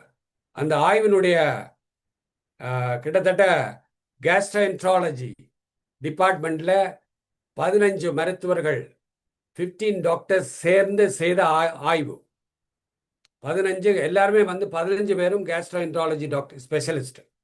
அவங்க செய்த ஆய்வில் வந்து ஒரு விஷயத்தை கண்டுபிடிச்சிருக்காங்க. ஒரு குறிப்பிட்ட சாப்பாடை வந்து கிட்டத்தட்ட ஆயிரக்கணக்கான நோயாளிகளுக்கு கொடுத்து உடல் மற்ற பல பிரச்சனை உள்ள நோயாளி கொடுத்து டெஸ்ட் பண்ணியிருக்கிறாங்க. டெஸ்ட் பண்ணி ஒரு விஷயத்தை வந்து முதலமைச்சருக்கு சொல்லியிருக்காங்க. யாருக்கு? ஸ்டாலின் அவர்களுக்கு ஒரு விடயத்தை சொல்லியிருக்காங்க. அதை பற்றி நாங்கள் பிறகு பார்ப்போம். இது வந்து இந்த உணவுகள் தான் உங்களுக்கு தெரியும் என்ன. அடுத்தது இது எங்களுடைய உடல் நலத்தை பாதிக்கக்கூடிய அத்தனை விதமான இதெல்லாம் எல்லாமே இந்த விதமான உணவுகள் நீங்கள் பொதுவாக எடுக்க மாட்டீங்க. ஆனால் கண்டிப்பாக இப்போ இருக்கிற அடுத்த சந்ததிக்கு இதெல்லாம் சொல்லணும். உடல் ஆரோக்கியமே உடல் ஆரோக்கியம். இது பாருங்க, இவ்வளவு விஷயம் இருக்குது. இதெல்லாம் வந்து ப்ராசஸ் ஃபுட். ஸோ முக்கியமாக பதப்படுத்தப்பட்ட உணவுகள். இது வந்து இதில் எதுவுமே வந்து உள்ளுக்கு இருக்கிற அந்த உருளைக்கிழங்கு மட்டும்தான் வந்து இயற்கையானது. ஆனால் இதை பொரிக்கும் போது அது முழுக்க செயற்கையாக மாறிவிடுகிறது. அப்படி அங்கே ஹைட்ரோ கார்பன் அதை பொரித்து அதை ஃப்ரை பண்ணும்போது அதுக்குள்ள இருக்கிற ரியல் கார்போஹைட்ரேட், ரியல் புரோட்டீன் வந்து ஹைட்ரோ கார்பனாக வந்து மாறுதான். ஹைட்ரோ கார்பன்னா நாங்கள் எங்களுடைய வாகனத்தில் நாங்கள் வந்து வெளியில் வர்ற புகை, அது மாதிரி அந்த அளவுக்கு ஒரு மோசமான உணவு முறைகள். அடுத்தது இதெல்லாம் ப்ராசஸ் ஃபுட், எல்லாம் ரசாயனங்கள் சேர்த்து ப்ராசஸ் பண்ண இந்த உணவுகள் இந்த குடலில் இருக்கிற அந்த லீக்கி கட் அதை உண்டாக்குது, அதில் ஒரு சமநிலையை ஏற்படுத்துது. இது வந்து உங்களுக்கு தெரியும். ஸோ அப்போ என்ன மாதிரியான உணவுகள் இதில் முக்கியமாக? இதில் இந்த சுவைகளில் வந்து மிகவும் முக்கியம். இனிப்பு, கசப்பு, கார்ப்பு, துவர்ப்பு, இப்படியெல்லாம் இருக்குது. 5 அறுசுவைன்னு சொல்லுவோம். ரைட்? இனிப்பு, கசப்பு, கார்ப்பு, புளிப்பு, துவர்ப்பு, உவர்ப்பு. ஸோ இதில் வந்து இந்த சுவைகளில் அறுசுவையும் சமநிலையோட இருக்குதா அப்படின்னு பார்க்கணும். இதை பற்றி உங்களுக்கு பல பேர் சொல்லியிருப்பாங்க. ஆனால் நான் குடல் நலத்தோட இதை சேர்த்து சொல்லுகிற பொழுது ஏன் இது ரொம்ப முக்கியம். ஒரு காலத்தில் எங்களுக்கு கசப்பு அப்படின்னா பிடிக்காம போனது காரணம், கசப்பு உணவுகள் அப்படின்னா யாருக்குமே பிடிக்கிறது இல்லை. அது பிடிக்காம போனது காரணம் என்ன அப்படின்னா, எங்களுடைய மில்லியன் ஆண்டுகளாக, இது ஏதோ இன்னைக்கு நேற்று வந்த உடம்பு அல்ல, பல மில்லியன் ஆண்டுகளாக ஒரு பரிணாம வளர்ச்சியில் வந்த ஒரு உடல். இவ்வளோ ஒரு பெரிய ஹை டெக்னாலஜியில் இன்னைக்கு வந்திருக்குது, மூளை உட்பட. அப்போ இப்படி வந்த இது நாங்கள் காடுகளுக்குள்ளேயும் அங்கே குகைகளுக்குள்ளேயும் ஒளிஞ்சிருக்கிற பொழுது, அப்போ உணவுகளை தேடி அலைகிற பொழுது சில உணவுகளை சாப்பிட்டு இறந்து போயிருக்கிறாங்க. இப்போ நாங்கள் சாப்பிடுகிற இந்த உணவுகள் வந்ததுக்கு பல ஆயிரம், ஏதோ 1000 2000 பேர் இல்லை, பல மில்லியன் பேரை பலி கொடுத்து தான் நாங்கள் இந்த உணவுகள் தான் எங்களுக்கு நல்லது அப்படின்னு கண்டுபிடிச்சிருக்கோம். அதை அப்படியே இன்னைக்கு மாற்றிட்டோம். அதை மாற்றி இன்னைக்கு தலைகளாக போய்கொண்டிருக்குது. இது எப்படி அந்த காலத்தில் வந்து குகைகளுக்குள்ளேயும் காடுகளுக்குள்ளேயும் வந்து, ஏன்னா எதை சாப்பிட்றேன்னு தெரியாது. அப்போ இந்த உணவுகளை வந்து தெரியாத ஒரு பழத்தை எடுத்து சாப்பிட்டு, விஷமுள்ள ஒரு பழத்தை எடுத்து சாப்பிட்டு இறந்து போனவங்க எத்தனை பேர்? விஷமுள்ள கிழங்குகளை விதைகளை சாப்பிட்டு எத்தனை மில்லியன் பேர் இறந்திருப்பாங்க. அப்ப அதுக்கு பிறகு எங்களுக்கு தெரியும், இது சாப்பிடக்கூடாது. ஐயா, அதுல முக்கியமான ஒரு சுவை என்ன அப்படின்னா கசப்பு. இடைமறிக்கிறதுக்கு மன்னிக்க வேண்டும். ஆமா 13 ஆகி விட்டது, 9, 13 ஆகி விட்டது. ஆமா நாங்கள் வந்து ஒரு அடுத்த டிஸ்கஷனுக்கு போமா. ஒரு இன்னொரு 2-3 நிமிஷம் நீங்க பேசிட்டு அடுத்ததை வேணுமெண்டா அடுத்த முறையில நீங்க தொடரலாம். அப்ப இந்த சுவைகள் வந்து ரொம்ப முக்கியம். இந்த சுவைகள்ல வந்து கசப்பு சுவை என்ன அப்படின்னா எங்களுக்கு மனசுல பதிஞ்சு போச்சு. கசப்புங்கிறது ஒரு நச்சுத்தன்மையானது. அப்ப அதனால அதை சாப்பிடக்கூடாது அப்படின்னு வந்து. ஆனா இன்றைக்கு அப்படி இல்லை. எத்தனையோ நல்ல கசப்பு தன்மை உள்ள உணவுகள். இந்த கசப்பு தன்மை உள்ள உணவுகள், புளிப்பு தன்மை உள்ள உணவுகள், உவர்ப்பு தன்மை உள்ள உணவுகள், இதெல்லாம் பார்க்குங்க. துவர்ப்பு தன்மை உள்ள உணவுகள், இவையெல்லாம் வந்து இந்த கட் பாக்டீரியாஸுக்கு அல்லது இந்த மைக்ரோபயோம்ஸுக்கு, இந்த குடல்ல இருக்கிற உள்பகுதிக்கு மிகவும் ஒரு பிடிச்சமான உணவு. இதுதான் நான் சொன்ன இந்த உணவு. Chennai Madras medical college, Chengalpattu medical காலேஜில் பல நோயாளிகளுக்கு இதை ஒருவேளை கொடுத்து ஆயிரக்கணக்கான நோயாளிகளுக்கு டெஸ்ட் பண்ணி ரிப்போர்ட் வச்சிருக்காங்க. ரிப்போர்ட் வச்சு அதை எங்களுடைய முதலமைச்சர் ஸ்டாலின் அவர்களுக்கும் கடந்த ஆண்டு கொடுத்துருக்காங்களாம். அப்படி இது பலவிதமாக என்ன இது சொல்லுங்க வாங்கலாம். பழைய பழைய சோத்து கஞ்சி, பழைய சாதமும் வெங்காயம், பழைய சாத கஞ்சி. ஆமாம், இதைத்தான் அவங்க டெஸ்ட்ல கொண்டு வந்த பல டயபெட்டிஸ் முதற்கொண்டு பலருக்கு குறைஞ்சிருக்குது, நார்மலுக்கு வந்திருக்குது. பல ஆட்டோஇம்யூன் டிசீஸ், குறிப்பாக குடல் சார்ந்த irritable Powell syndrome, Crohn's disease, ulcerative colitis, peptic ulcer, இந்த மாதிரியான. ஸோ இந்த உணவுகளை வந்து ஒருவேளை அவங்களுக்கு கொடுத்து டெஸ்ட் பண்ணி பார்த்துருக்காங்க. இப்படி பலவிதமான விஷயங்கள், இன்னும் நிறைய விஷயங்கள் இருக்கு. நாங்கள் பார்ட் 2ல பார்ப்போம். இப்போ டிஸ்கஷனுக்கு வருவோம். அடுத்த ஒரு 10 நிமிடங்கள்.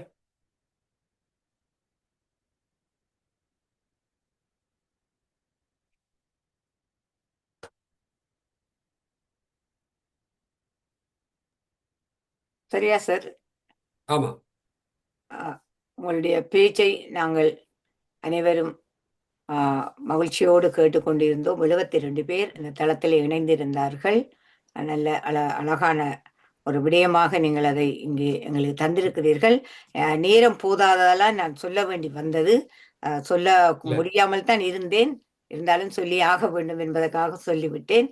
அதற்காக நாங்கள் பாராட்டி முதலில் உங்களுக்கு ஒரு 30 வினாடிகள் எங்களுடைய கைகளை தட்டி மகிழ்ச்சியை தெரிவிப்போம்.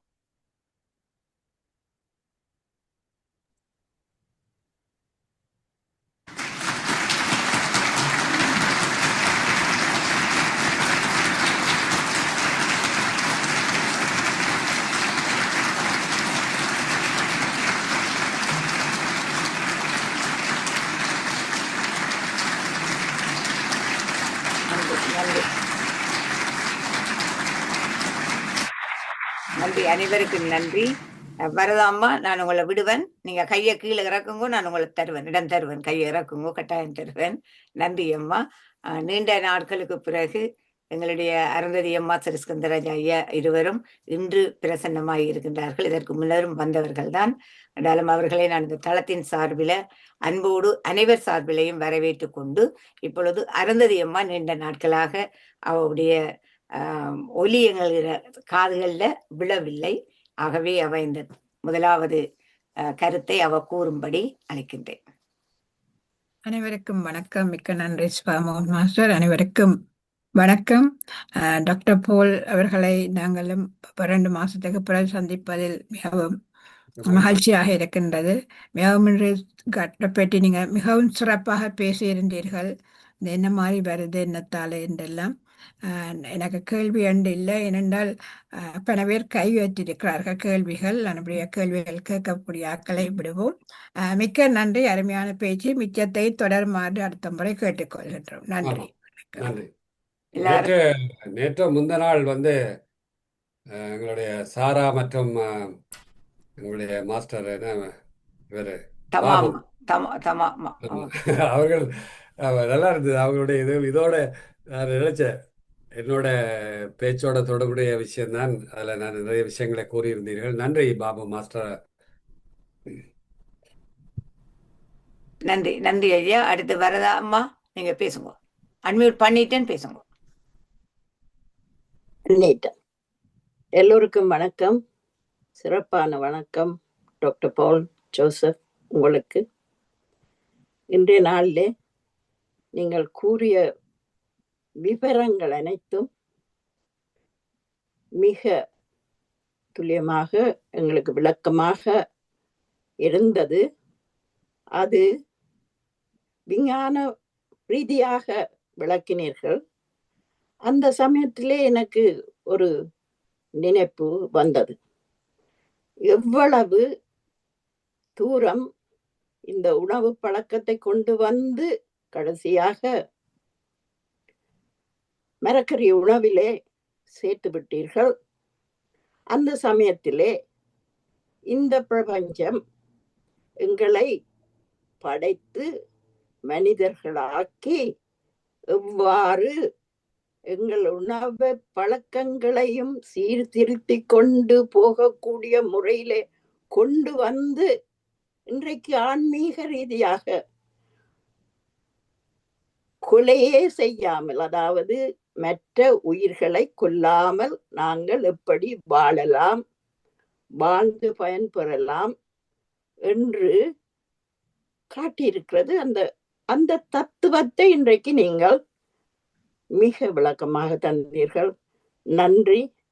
இத்துடன் மீண்டும் வாருங்கள் என்று கூறி நன்றி. நன்றி. நன்றி அம்மா. அடுத்து கண்கொனேசன் ஐயா, அன்மியூட் பண்ணுங்க ஐயா.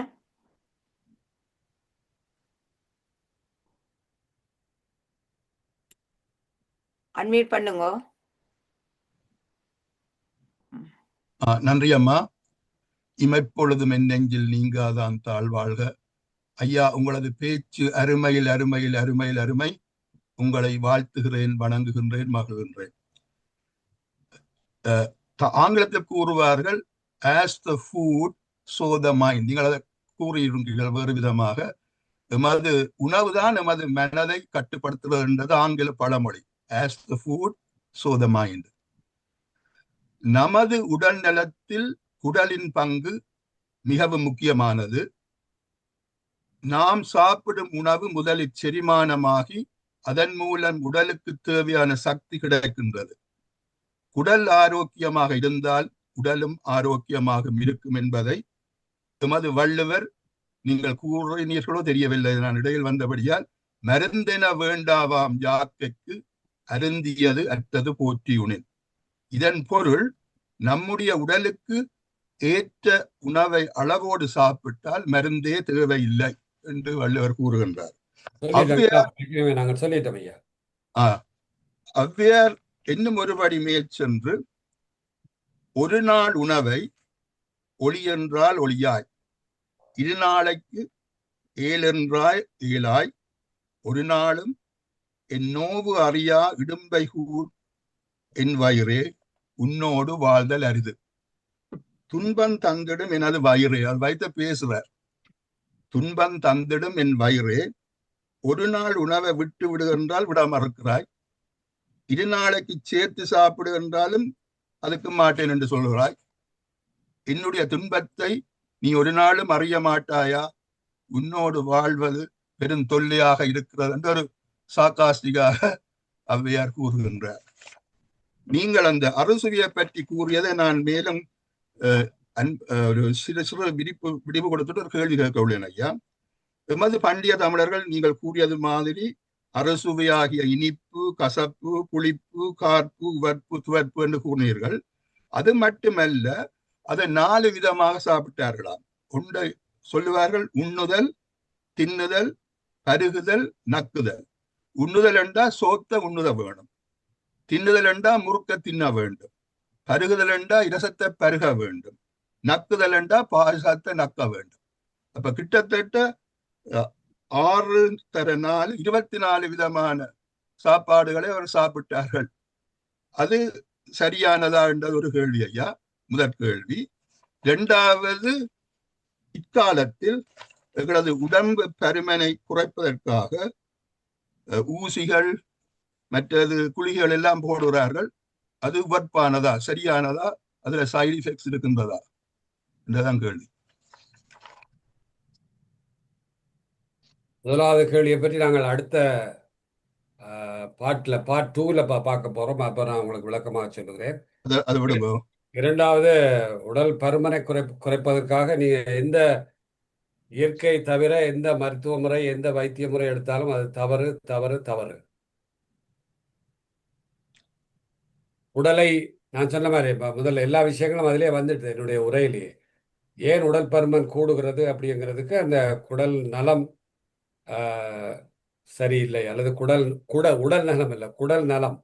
இப்போ குடல் நலத்தை சரியான முறையில் பேணி பாதுகாத்தால் அந்த நீங்க சொன்ன மாதிரி உடல் பருமனும் கொஞ்சம் கொஞ்சமாக நாளாந்தம் அது குறைஞ்சு கொண்டு போகும். அதுக்குரிய சில பயிற்சி முறைகள்லாம் இருக்கிறது. அதே நேரத்தில் அதுக்குரிய ஃபாஸ்டிங், சில நோன்பு முறைகள்லாம் இருக்கிறது. இதெல்லாம் நாங்கள் முறைப்படி செய்தோம்னா ஒரு மருத்துவருடைய ஆலோசனையோடு செய்கிற பொழுது உடலுக்கு நலமாக இருக்கும். ஆனால் எந்த விதமான மருந்துகள் எதை எடுத்தாலும் அது ஆபத்து ஆபத்து ஆபத்து. அது எந்த வைத்திய முறை, எங்கட வைத்திய முறையாக இருந்தாலும் சரி, ஆங்கில வைத்தியமாக இருந்தாலும் சரி, எந்த வைத்தியமாக இருந்தாலும் மருந்தண்டை நீங்கள் எடுத்தீங்கன்னாலே அது சிக்கல் தான். உடற்பருமனை குறைக்க நான் சொல்றேன். நன்றி நன்றி நன்றி நன்றி ஐயா. அடுத்து ஆனந்தி பாலதாசன் அம்மா, கனடாவிலிருந்து பேசும். நன்றி சிவாமோகன் மாஸ்டர். அன்புள்ளங்களுக்கு இனிய வணக்கம். டாக்டர் பால் மிகவும் அருமையான இந்த டாபிக். உண்மையில் இப்போ கட் ஹெல்த் தான் ஃபர்ஸ்டாக நிற்குது எல்லாத்துக்கும். என்ன ஹார்ட்டுக்கு, கேன்சருக்கு, அதுக்கு இதுக்குண்டு கதைக்கணும். உண்மையில் மிகவும் அருமையான டாபிக் தான். மற்றது கதைக்கணும் இல்லை, கதைக்கிறோம், உங்களை சேர்த்து தான் கதைக்கிறோம். மற்றது இந்த கட் ஹெல்த் அந்த லீக்கி கட் சிம்டம்ஸ் என்ன இருக்கா? உங்களுக்கு நோய் இருந்தாலே லீக்கி கட் இருக்குன்னு தான் அர்த்தம். இப்போ உங்களுடைய உணவு முறை சரியில்லை, சிம்பிள். நீங்கள் இதுக்கு லீக்கி கட்டுக்கு புண்ணு, அல்சர் அப்படியெல்லாம் கிடையாது. உங்களுக்கு ஒருவருக்கு நோய் இருந்தாலே உணவு முறை அங்கே சிக்கல். நான் சொன்ன அவ்வளவு விஷயங்களும் அதில் வந்துடுது. பார்ட் 2ல நாங்கள் தொடர்ந்து அதை பார்க்க போகிறோம். லீக்கி கட் இருந்தால் மற்ற வருத்தங்களுக்கும் உருவாகலாம். அதான் வருத்தம். இன்னைக்கு இருக்கக்கூடிய நான் இன்ஃபெக்ஷியஸ் டிசீஸை, தொற்று நோய்களை தவிர மீதி எல்லா நோய்களுக்கும், அதில் கிட்டத்தட்ட 80% நோய்களுக்கும் இந்த leaky gut one of the reason. அப்படிங்க டயபெட்டிக் உட்பட. Okay, thank you very much. மற்ற பாரசைட்ஸ் பற்றி அடுத்த முறை கண்டினியூ. Thank you very much. நன்றி நன்றி அம்மா. அடுத்து டாக்டர் ஜெகநாதன் ஐயா. நன்றி. முதல்ல நான் பால் ஜோசப் கருத்து சொல்ல முதல் கென்கோனேஷன் கேட்டதுக்கு ஆன்சர் பண்ணணும். நாக்கு நுனியில தான் டேஸ்ட் பட்ஸ்ல இனிப்பு முன்னுக்கு இருக்கான். அப்ப நாக்கு நுனியில நாக்குறோம், கசப்பு பட்ஸ் பின்னால இருக்கான். I don't know, it's out of date இந்த நாலேஜ். ஏன்னா ப்ரொஃபசர் ஜோசப் மெச்சுகிறேன், பாராட்டுகிறேன். You have got up to date knowledge. இங்கே இருக்கிற டாக்டர்ஸுக்கே இந்த நாலேஜ் இருக்கும் தெரியாது. நான் அதை குறை சொல்லே இல்லை. நான் ஒரு பழைய டாக்டர்ன்றபடிய படிக்கிறதுதான் தெரியாது. ஆனா 2 பாயிண்ட் சொல்லணும். நான் நினைச்சா பசி எனக்கு வரைக்கல, இந்த பிளட் சுகர் குறையுது என்று சொல்லி சொன்னா அதை கன்சன்ட்ரேட் பண்ணிடாது. பசி வந்துட்டா 10 பறக்குமோன்றதை பற்றி நான் இப்ப கொஞ்சம் ஆய்வு செய்யணும். என்ன 10 என்று சொல்லி எனக்கு என்ன மூளை கன்சன்ட்ரேட் பண்ணாது. அதான் முதல். மிச்சம் 10 9 விடுவோம். மற்றது இது எங்களுக்கு மட்டுமண்டி இல்ல, எங்கட கவுட்டன் இந்த பிளான்ஸ் ரூட்ஸ்லே பிளான் மைக்ரோ அவதான் இந்த பாஸ்பரஸ், நைட்ரஜன் எல்லாம் எடுத்து மாற்றின மொழியா பிளான்ஸ் போட்டோசிந்தசிஸ்க்கு தான் அதுக்கு தெரியும். பாக்டீரியா அதை ஃபங்க அது அவைதான் மற்ற செய்யணும். இப்ப எங்களுக்கு மட்டுமில்ல, பிளான்ஸுக்கும் ஹெல்ப் பண்ணினோம். கடைசியா என்ன சொல்ல வந்தான்னு சொன்னா, இந்த டோஸ் என்று பார்க்குற ஹோமோன்ல டிஎன்எஸ், நாட் ஓஎன்இ, டோபமினும் செரோட்டோனினும் ஃபேர் அமௌண்ட் கட்ல இருக்கிற செல்ஸ் தான் ப்ரொடியூஸ் பண்ணுது. ஏதாவது ரத்தத்தோட கலந்து அகல போகுதோ இல்லை எனக்கு தெரியாது, ஒரு செக் பண்ணி பார்க்கணும். அதையும் ஒரு சொல்ல விரும்பினேன். நன்றி. இனிமே I really was admiring your knowledge up to date. நன்றி டாக்டர் ஜெகநாதன். நன்றி நன்றி நன்றி ஐயா. அடுத்து பஞ்சாச்சரம் ஐயா. ஒரு சின்ன உதவி செய்யணும். எனக்கு ஒரு 2 மினிட்ஸ்ல நான் பேஷண்ட்ஸ் வெளியில இருக்கணும். அதனால ஒரு சில கருத்துக்களோடு சரியா இன்னொரு 2 மினிட்ஸ்ல முடிக்கலாம். சரி, நீங்க போனாலும் மற்றவங்க கருத்தை பரிமாறி கொள்ளுவாங்க. நீங்க போங்க. ஆனா இத நீங்க தொடர்ச்சியா அடுத்த முறை கேட்கும் உங்களுக்கு. சரி, அடுத்த முறை செய்வேன். கண்டினியூ பண்ண வேணும். இல்ல நீங்க நான் இந்த நிப்பாட்ட மாட்டேன். நீங்க அழைக்கிற கேட்டு பட் அங்கால நான் பேஷண்டோட இருப்பேன். சரி. பஞ்சாச்சரம் ஐயா, சிட்னி ஆஸ்திரேலியாவில இருந்து பேசுங்க. எல்லோருக்கும் வணக்கம். டாக்டர் போல் ஜோசப் ஐயா அவர்களுக்கும் வணக்கம் கூறிக்கொண்டு, குடலும் உடலும் பற்றி அருமையாக பேசியிருந்தீர்கள். எல்லாம் ட்ராபிக்கல் கண்ட்ரியில் உள்ளதான் வருகிறது. தச்சல அந்த ஐஸான மரம் செடிகள் முளைக்காத இடங்கள்ல மனிதர் வாழ இயலாதோ என்றதை நான் கேட்க விரும்புகிறேன். அங்க தனியும் இறைச்சி இதுகள்லாம் இருக்கும். அப்போ அவை என்னென்று சீவிக்கலாம். அடுத்த முறை உங்களுக்கு அவர் போறேன்னு தான் அடுத்த முறை அந்த கேள்விகளை நாங்க அதுல இருக்குனாலே நாங்க சொல்லலாம். அவர் சொல்லுவாரா? நன்றி சிவமோ. நன்றி. அடுத்து சுயேந்திரா அம்மா வாங்க, நீங்க உங்களோட டியூட்டி. ஓகே, அனைவருக்கும் வணக்கம். இன்று டாக்டர் போல் ஜோசப் நல்ல வடிவாக குடல் ஆரோக்கியமாக இல்லை என்றால் ஒட்டுமொத்த உடலும் பாதிக்கப்படும் என்று சொல்லிவிட்டேன். நான் அவர்கிட்ட ஒரு கேள்வி கேட்க இருந்தேன், இந்த பைல்ஸை பற்றி அதை பற்றி அடுத்த முறை சொல்லுவார் என்று நினைக்கிறேன். என்று அதுவும் குடலுக்கு உள்ளோட சம்பந்தப்பட்ட ஒன்று என்று நினைக்கிறேன். இனி நான் இந்த தளத்தை பற்றி சொல்ல விரும்புகிறேன். இத்தியான தளம், அதாவது உளவியல் மருத்துவ தளம், தினமும் 3 முறை நடைபெறுகிறது. இந்த தளத்தில் தொடர்ந்து கலந்து கொள்வதால் மனதில் சீரான எண்ணங்கள், மன வலிமை, நிரந்தர அமைதி, பொறுமை போன்ற எண்ணிலடங்கா நல்ல மாற்றங்கள் எம்மிடம் ஏற்படும். இத்தளம் UK நேரம் காலை 9 மணிக்கும் காலை 10 மணிக்கும் மற்றும் இரவு 8 மணிக்கும் நடைபெறும். முதல் அரை மணி நேரம் தியானம், பின் அரை மணி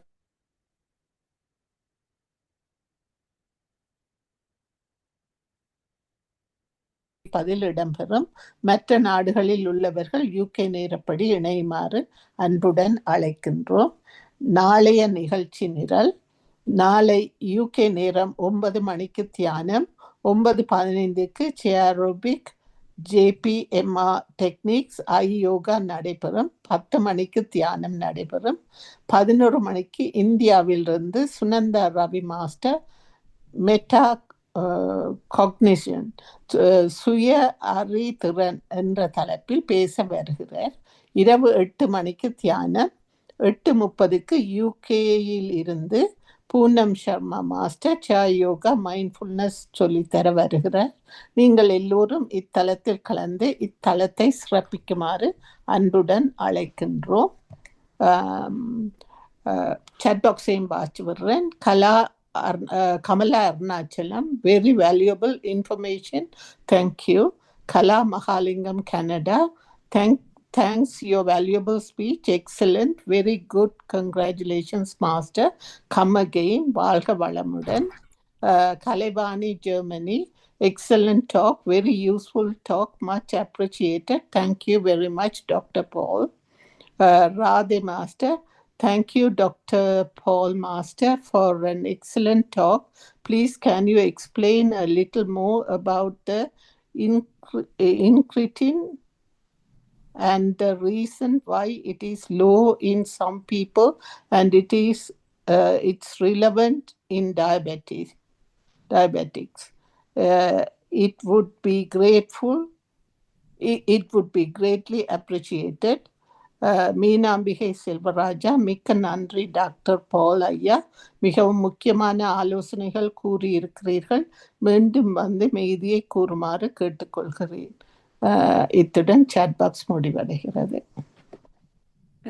நன்றி அம்மா, உங்களுடைய பணிக்காக அனைவர் சார்பிலும் உங்களுக்கு நன்றியை கூறிக்கொண்டு, இதுல நிம்மி அம்மா நின்றவ நிம்மி சாமிநாதன் அம்மா, நீங்க இப்ப நீங்க நான் உங்களை அடுத்தபடியா விடுறதுக்கு யோசிச்சேன். எங்கேயோ போயிட்டீங்க, இந்த நேரம் நிக்கிறீங்க. ஸ்ரீலங்காவிலையா இங்கேயா தெரியல. அவ நிக்கிறா. சாரி. எல்லா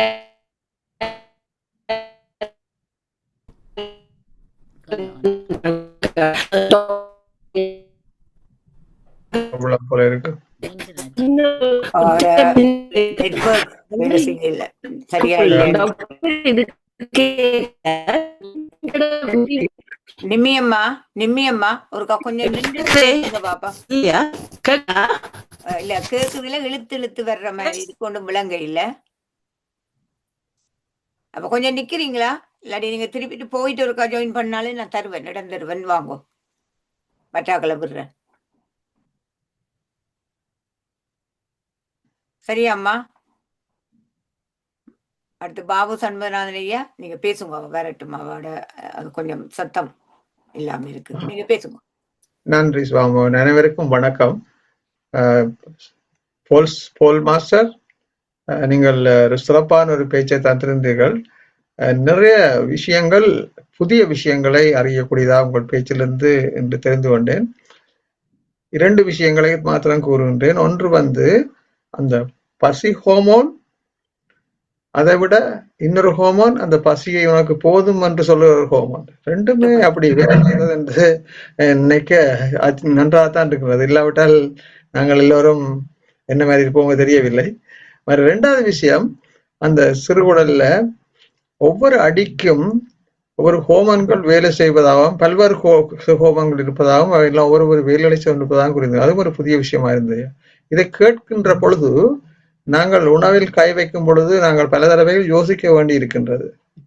நிச்சயமா ஒரு அறிவுறுத்தலான பேச்சையா, மிக்க நன்றி. அது மட்டுமல்ல, அதை விட உங்கள் பேச்சுடன் சம்பந்தப்படாத ஒரு விஷயம் என்று கூற முடியாது, சம்பந்தமாக இருக்க வேண்டியது. நீங்கள் காட்டிய அந்த மேப்பிள் ட்ரீல காட்டின அந்த படம், இந்த கடற்கரை இருந்த படம், அந்த இலையில எவ்வளவு அழகாக இருந்தது. அது எங்களோடு பகிர்ந்து கொண்டீர்கள். இது ஒரு புதுமையாக இருந்தது. நீங்கள் செய்த முறை ஒரு புதுமையாக இருந்தது. அது ஒன்று. 2வது, உங்களுடைய மேசையில் இருக்கும் அந்த ஓர்கிட் மரங்கள், ஓர்கிட் பூஞ்செடி, வெள்ளை ஓர்கிட் மரம் என்ன மாதிரி பூ என்பதை நீங்களும் மகிழ்ந்து எங்களையும் மகிழ்த்திருந்தீர்கள். 3வது, நீங்கள் காட்டிய இன்று நீங்கள் உண்ட உணவுகள், இந்த நீங்கள் உண்ட உணவுகளை காட்டுகிற பொழுது எனக்கு என்ன தோன்றியது என்றால், நான் ஒரு மேடை பேச்சாளி மட்டுமல்ல, I am not just a preacher, I am practising it என்றதுதான் நீங்க சொல்லியிருந்தீர்கள். மிக்க நன்றி ஐயா. இப்படியான பேச்சை கேட்கும் பொழுது மிகவும் சந்தோஷமா இருக்கின்றது. நீங்கள் மீண்டும் வர வேண்டும். அது ஆவலுடன் அடுத்த உங்களுடைய பேச்சையும் எதிர்பார்த்து கொண்டிருக்கின்றோம். நன்றி, வணக்கம். நன்றி ஐயா. அடுத்து ஸ்ரீஸ்கந்தராஜ் ஐயா, நீங்க பேசுங்க. அனைவருக்கும் வணக்கம். டாக்டர் போல் ஜோசப்பின் பேச்சு மிகவும் அருமையாக இருந்தது.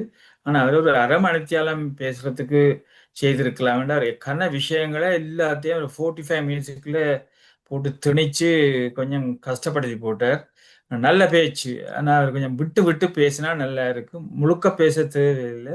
பார்ட் 1, பார்ட் 2, பார்ட் 3 என்று போகலாம், ஆறுதலா போகலாம். அது மாத்திரம் இல்லாமல் பல விடயங்கள் சின்ன எனக்கு பிடித்த விஷயம் என்னென்னா, கட் ஹெல்த்தை பாதுகாக்க பழஞ்சோற்றை காலமேல சாப்பிட சொல்லி இருக்கிறார். அதை ரிசர்ச் பண்ணி இந்த இந்தியன் தமிழ்நாட்டில் ரிசர்ச் பண்ணி சக்சஸ்ஃபுல்லாக வந்ததாக சொல்லியிருந்தார். ஸோ அதை நாங்கள் எடுத்துக்கொள்ளலாம்னு நினைக்கிறேன். மற்றது எல்லா விஷயத்துக்கும் காரணம் இந்த நாங்கள் உள்ளுக்குள் போடுகிற சாப்பாடுன்னு சொல்லி தான் சொல்றார். எங்களுக்கு சில வேளையில அவாய்ட் பண்ண முடியாம இருக்கு. ஒரு பார்ட்டிக்கு போனா அப்படி போனா ஒன்றுமே செய்ய முடியாம இருக்கு. என்ன சாப்பிட்றது கஷ்டமான வேலை. அதே நேரம் நாங்கள் கவனமாகவும் இருக்க வேணும். ஏனென்றா எங்களுடைய ஹெல்த்தை பாதுகாப்பு. எனவே நன்றி, வணக்கம். நிம்மியம்மா அன்மியூட் பண்றேன், ஒருக்கா நீங்க பேசி பாருங்க.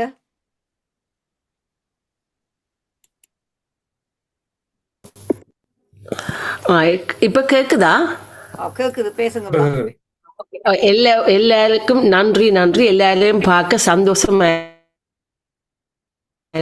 சத்தத்தை காணையில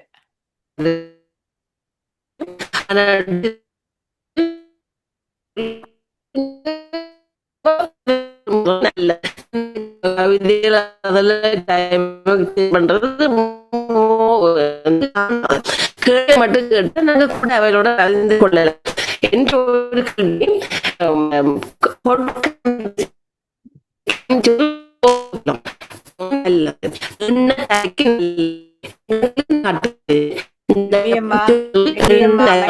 மன்னிக்க வேண்டும். அப்படின்னு சொல்லி அப்படி இன்னைக்கு ஒன்றும் விளங்க இல்லையம்மா, மன்னிக்கத்தான். விளங்காயில 3 மணிக்கு பேசுற ஏர்லி மார்னிங் என்ன அவட சரியான இன்டர்நெட் ஏதோ கொஞ்சம் நித்திர ப்ராப்ளம் கொள்ளாம வந்து கேட்க வந்திருக்கிற கஷ்டம் தான். என்ன ஏரியா இன்டர்நெட் கஷ்டம் கொடுக்குது அவருக்கு. கஷ்டம் கொடுக்குது. மன்னிச்சு கொள்ளுங்கம்மா. நாங்க திரும்பவும் நான் உங்களுக்கு தாரன் இந்த வேலை கேட்க வந்த வேலை என்ன மாதிரி என்று கேட்டுட்டு உங்களுக்கு நான் திரும்ப எங்களுக்கு எக்ஸிட் பண்ணிட்டு இருக்க வந்து வேற சில ஒர்க் பண்ணலாம். எனக்கு தெரியும். வெளியில போயிட்டு வாரீங்களா? ஒருக்கா வெளியில போயிட்டு வெளியில இருந்து எக்ஸிட் பண்ணுங்க. எக்ஸிட் அந்த இது உங்களோட தளத்துல இருந்து எக்ஸிட் பண்ணி திருப்பி வேறுங்க. ஓகே. அடுத்து கன்கோனேசன் ஐயா. ஓகே, நன்றி. மிகவும் விரைவாக டாக்டர் ஜெகநாதன் அவர்கள் கேட்ட கேள்விக்கு ஔவையார் பதில் கூறியிருக்கிறார். 10 என்ன 10? அதனால் பாடல் இதுதான்: மானம், குலம், கல்வி, வன்மை, அறிவுடைமை, தானம், தவம், உயர்ச்சி, தாளாண்மை. இந்த 10வது கொஞ்சம் சிக்கல், நான் சொல்றேன், நீங்களா விளங்கிக் கொள்ளுங்க.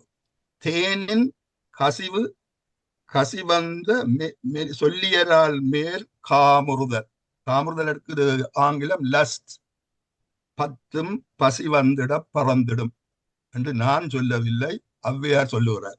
திருப்பி அதை கொஞ்சம் விவரமா சொன்னால், அந்த 10 என்னென்ன என்றால் 10 பெருமை என்பது உண்டு முதலாவது.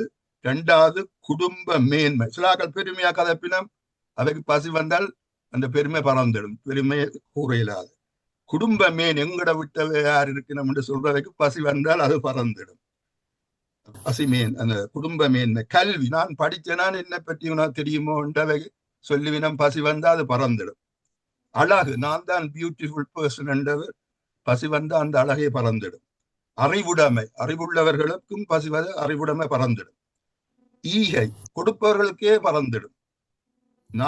இந்த கடைசியில 7வது ஒரு முக்கியமான விஷயம், நாங்கள் செய்கிற மெடிடேஷன், அதே பறந்துடும் பசி வந்தால். அதை நீங்கள் விளங்க வேணும். மற்றது உயர்வு, நான் தான் என்ன விட்டவை யார் இருக்கிறோம். தொழில், என்ற வேலை என்ன, நான் டாக்டர் ஜெகநாதன் மாதிரி என்றது எல்லாமே. நான் கடைசியாக அதை திருப்பி சொன்னால், தொழில் முயற்சி மங்கையர் என்றால் உங்களுக்கு விளங்கும். தொழில் முயற்சி மங்கையர்பால் விருப்பு பத்தல் ஆகியதுதான் 10வது. அதே பறந்துடுமா. அது நான் விவரிக்க விரும்பவில்லை, அது தளத்தில் விவரிக்க கூடாது. நன்றி. அவ்வளவுதான் ஜெகநாதன் ஐயாவுக்கு தேவையான பதில். சரி, நன்றி. நன்றி ஐயா. அடுத்து டாக்டர் ஜெகநாதன் ஐயா, நீங்க அன்மியூட் பண்ணிட்டு பேசுங்க. நன்றி. நான் அவ்வேறு தாழ்த்துறையில முதலாவது பறந்தா எல்லா 9 போயிடும். ஏனென்றால் நிதானமும் போயிடும், தியானமும் போயிடும். செய்ய முடியாது. பசிக்கிறவன்ட்ட போய் தியானம் செய்ய சொல்ல முடியும், செய்ய சொல்ல மேலாது. அதே மாதிரி இந்த மூளை ஒழுங்கா செய்தால்தான் நீங்க சொன்ன 9 குணங்களும் வரும். மற்றது நான் அப்போது சொல்ல டைம் இல்லாதபடிய விட்டுட்டேன். சிங்களத்துல பசிக்கு பட கினி என்றால் வயிற்று நெருப்பு. ஆச்சரியமா இருக்கின்றது. இன்னொன்று, ப்ரொஃபசர் ஜோசப் குறையா நினைக்க மாட்டார் நினைக்கிறேன். அவர் இதெல்லாம் ப்ரிப்பேர் பண்றது பிகாஸ் இட் டஸ் டீச்சிங் நினைக்கிறேன். இதெல்லாம் வெரி ஹை ஸ்டாண்டர்ட். அவருக்கு நேரம் அதிகமாக போகிறது because is trying to cover every thing. இது நாங்கள் சும்மா பேசிக்காக சொல்லணும். இன்னொரு விஷயம் பாபு சண்முகன் நான் சொல்றது தெளிவு இருக்கணும். இது குடல்ல இருக்கிற ஹோமோன்ஸ் என்று நீங்க யோசிக்கிறது சரி, ஆனால் கூட பேன்கிரியாஸ் தான் டைஜஸ்டிவ் என்சைம்ல பெரும்பாலும் சுரக்குன்றது. எனக்கு திருப்பி அன்றைக்கு ஒரு டாக்டர் பேசினா, இதை நான் உடனே நான் குறை சொல்றேன். I didn't want to even say it in the meeting. அவ அந்த ஈரலை பற்றி சொல்லிகளை பித்த நீர் சுரக்கிறேன். பித்தல் மாற காணும் சதய சுரப்பியான சேர்ந்துதான் குடல். I don't know why she didn't mention it because she was only talking about ஈரல். ஆனா எல்லா விஷயத்திலையும் நீங்கள் இந்த தெளிவோ மற்ற உண்மை அறிய வேண்டும். அப்ப அந்த சதய சுரப்பியில் இருக்கிற தான் டைஜஸ்டிவ் ஜூஸஸ், அவதான் டைஜஸ்ட் பண்ணி குடல் பெரும்பாலும் அப்சார்ப்ஷன். ஆனா குடல்ல இருக்கிற பாக்டீரியா இருக்குது இல்லோ, ஆனா அது அப்போது சொல்ல நினைச்சு டைம் இல்லாத சொல்ல இல்லை. அவ சாப்பாடுல இருக்கிற சில இதை அவ தான் அதை டைஜஸ்ட் பண்ணி அதை பேர் குடல் உறிஞ்சுது. அதோட நான் சொன்ன மாதிரி இந்த டோஸ்ல இருக்கிற இது ஹோமோன்ஸ், அதிலும் வேற வேற ஹோமோன்ஸ் சுரக்கிறேன்னு சொல்லுகிறார்கள். அப்ப அதுதான் சரியான முறையில நாங்கள் அறிஞ்சு கொள்ளணும். இந்த பேர்களை நீங்கள் பெருசா யோசிக்க வேண்டிய அவசியம் இல்லை. அந்த ராதா அம்மா கேட்ட கேள்வியில நான் எனக்கு தெரியாது, ஐம் நாட் எக்ஸ்பர்ட். நான் அதான் பார்க்கல, அதிலும் போட்டிருந்தது தான் இந்த சொன்ன அந்த 3 ஹோமோன் வந்து டயபிட்டிஸ் ஆச்சு. இன்னொரு விஷயம் வந்து நீங்க உடம்பு வாசின்னு கேள்விப்பட்டிருப்பீங்க.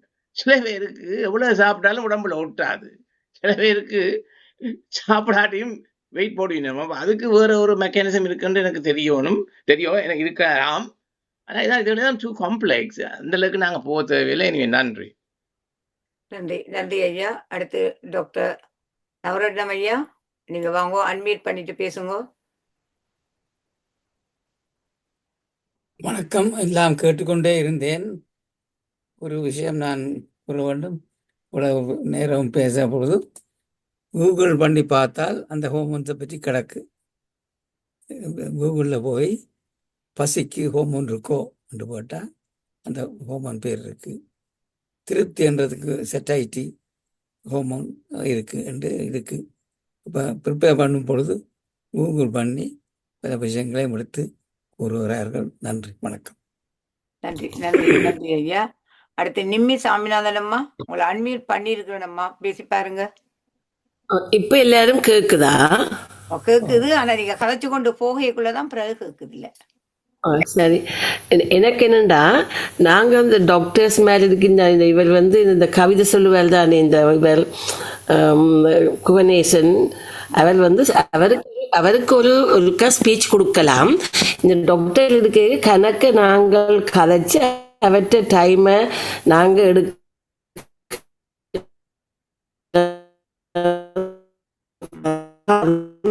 நாங்க கதைச்சா ஒரு டைம் எடுத்துருவோம் தான் நான் சொல்ல. அதுதான்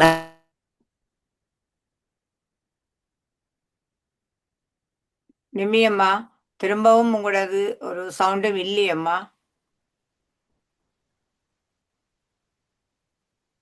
சரியா?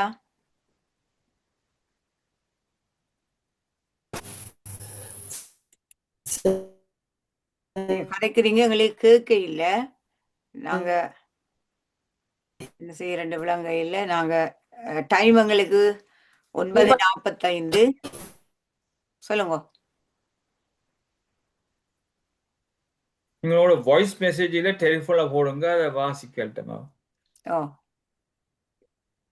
வாய்ஸ் மெசேஜில் போடுங்க. நான் வாய்ஸ் மெசேஜில் போட்டீங்களா, நான் அதை இதில் அதை ஒளிபரப்பலாம்.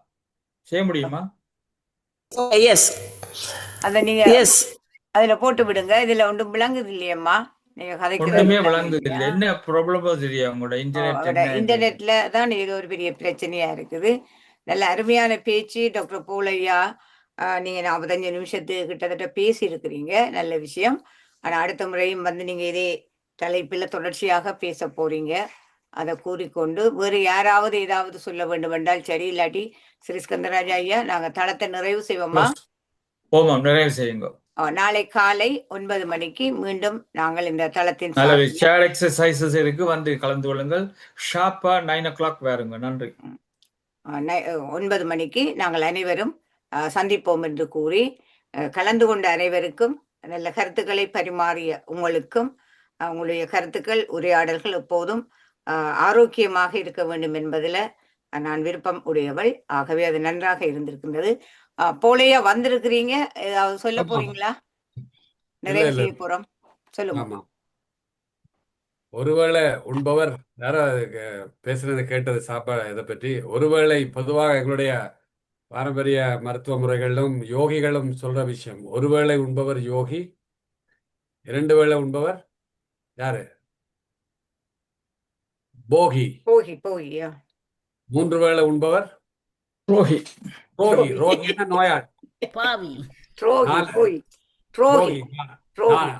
இது 3 தான் சொல்லிக்கிறாங்க. அதுக்கு மேல நான் சொல்றேன், 4 வேளை உண்பவர் துரோகி.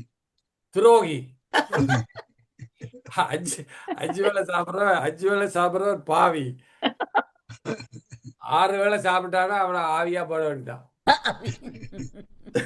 அப்படின்னு ஒரு நகைச்சுவையோட எல்லாரும் நல்லா சிரிக்கிறாங்க. வயிறு விழுங்க கமலாசினி அம்மா, அங்கால ஞானா அம்மா, ஞால பவானி அம்மா, ஆனந்தி அம்மா, சுயேந்திரா அம்மா, எல்லாரையும் சிரிக்க வச்சிருக்கிறீங்க. இந்த தமயந்தி அம்மாவும் சிரிச்சபடி வாரா. அழகான பேச்சு.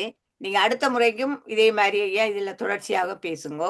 நீங்க வந்து இந்த பேச்சை தந்ததுக்கு கேட்ட நேரம் தந்ததுக்கு அந்த பெயிண்டிங் ஆஹா தெரியுதா உங்களுக்கு? தெரியுது, அழகா இருக்கு. உங்களுக்கு யாருக்கா வேணுமென்னா நான் அனுப்பி விடுறேன். ஓ அழகா அழகா இருக்குது, அழகா இருக்குது. வாழ்த்துக்கள் ஐயா உங்களுக்கு. நீங்க சரியா நான் டைம் பிக்ஸ் பண்ணி தான் வரைகிறது. 1 hour இதுக்கு. நீங்க இப்ப ஒரு வைத்தியரா நான் உங்களை யோசிக்க இல்லை. நீங்க ஒரு ஓவியர், வைத்தியர், அடுத்தது திருக்குறள்ல விற்பன்னர். எல்லா குறளும் உங்களோட வாய்க்குள்ளால சாதாரணமா கொட்டுது. அப்படியே எல்லாம் உங்களை மாதிரி ஆக்களோட பேசி பேசி பேசி இப்படி ஆயிடுச்சு.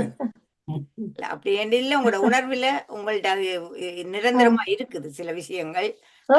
அது வெளியில வருகுது. நல்ல விஷயம். நீங்க தளத்துல வந்து நிறைய குடும்பம் உங்களுடைய பேச்சை கேட்பதற்காகவே நிறைய பேர் காத்திருக்கின்றோம் என்று கூறிக்கொண்டு மீண்டும் என்ன திரும்ப எல்லாரும் கையோட வாரீங்க, என்ன பிரச்சனை?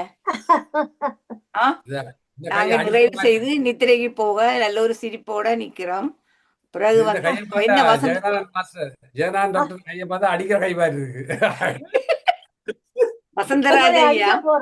வசந்தராஜ் ஐயா நீங்க என்ன சொல்லணுமோ ஒரு விரைவாக சொல்லிவிடுங்க.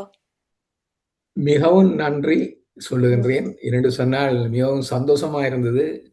அதே நேரத்திலே வந்து அவருடைய போட்டிருக்கிற உடுப்பு வந்து எனக்கு எங்களுடைய கத்தோலிக்க சுவாமி மேர் வந்து போடுற உடுப்பு மாதிரி இருக்கு. வந்து சுவாமி மேரி மாதிரியும் இன்றைக்கு அவருடைய தோட்டம் இருந்தது. அதனாலே கூட வந்து நல்ல உண்மைத்துவங்கள் என்று சொன்னா அப்படிப்பட்ட இதிலே வந்து இருக்கிற பொழுதும் இன்னும் நல்ல கூட அறிவுகளும் கூட வந்திருக்கலாமோன்னு நான் யோசிக்க வேண்டியதா இருக்கு.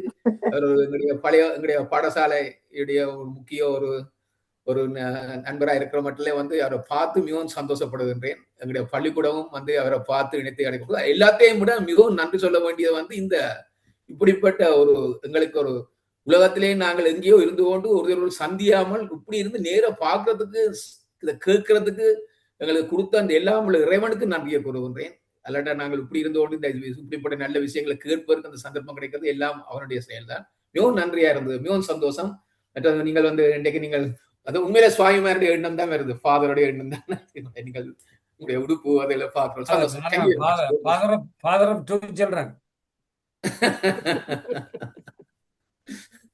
ஓகே, நன்றி வசந்தராஜ் ஐயா. அடுத்து டாக்டர் ஜெகநாதன் ஐயா, என்னவாவது கேட்கிறத கொஞ்சம் விரைவா கேளுங்க ஐயா.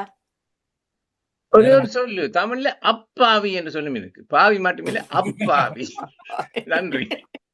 அதை சேர்த்துருவோம். சுவாமனம் இதையும் சேர்த்து விடுங்க. வசந்தராஜா சுவாமனம் இதையும் சேர்த்து விடுங்க. இந்த ஜோசப் மாஸ்டர் போல் ஜோசப் மாஸ்டர் ஷர்ட்ல அந்த ஒயிட் கலரை கொடுத்திருந்தா இன்னும் நல்லா இருந்திருக்கும். என்ன வசந்தராஜ மாஸ்டர் ஒயிட் கலர் ஒரு ஒயிட் கலர் கொடுத்திருந்தா உண்மையிலேயே ஒரு சுவாமி தான். உங்களுக்கும் அந்த உடுப்புகளை போட்டு பார்ப்போம் ஒரு நாளைக்கு. நன்றி அனைவருக்கும் நன்றி. இப்பொழுது நாங்கள் நாளை காலை 9 மணிக்கு எங்களுடைய தளத்தை மீண்டும் நாங்கள் சந்திக்க இருக்கின்றோம். ஆகவே கலந்து கொண்ட ஸ்ரீ மாஸ்டர் டென்ஷன் ஆயிட்டாரு. கலந்து கொண்ட இல்ல நன்றாக இருந்தது ஐயா. கலந்து கொண்ட அனைவருக்கும் மீண்டும் மீண்டும் நன்றியை கூறிக்கொண்டு இப்படியான கருத்துக்களை பகிர்ந்து நீங்கள் மகிழ்ந்து சிரித்ததுல உண்மையாகவே நான் மகிழ்ச்சி அடைகின்றேன். ஏனென்றால் நிறைய பேர் வாய்விட்டு சிரிச்சிருக்கிறீங்க. உங்களுடைய நோய்கள் எல்லாம் கட்டாயம் அகலும் என்று கூறி நாளை காலை 9 மணிக்கு மீண்டும் சந்திக்கும் வரை நன்றி கூறி விடைபெறுவோம். நன்றி. பார்த்தது சரியான சந்தோஷம். அதுவும் நீங்கள் 2 பேரும் வந்தது அதை விட சந்தோஷம். இப்ப எங்களுக்கு 3:30 நான் படுக்க இல்ல. அதைக்கு நான் அதை பத்தி கவலைப்படையில. என்னண்டா மாஸ்டர், நல்ல அறிவாளிகள் எங்களுக்கு கிடைக்கிறது கஷ்டம். இவர் எங்களுக்கு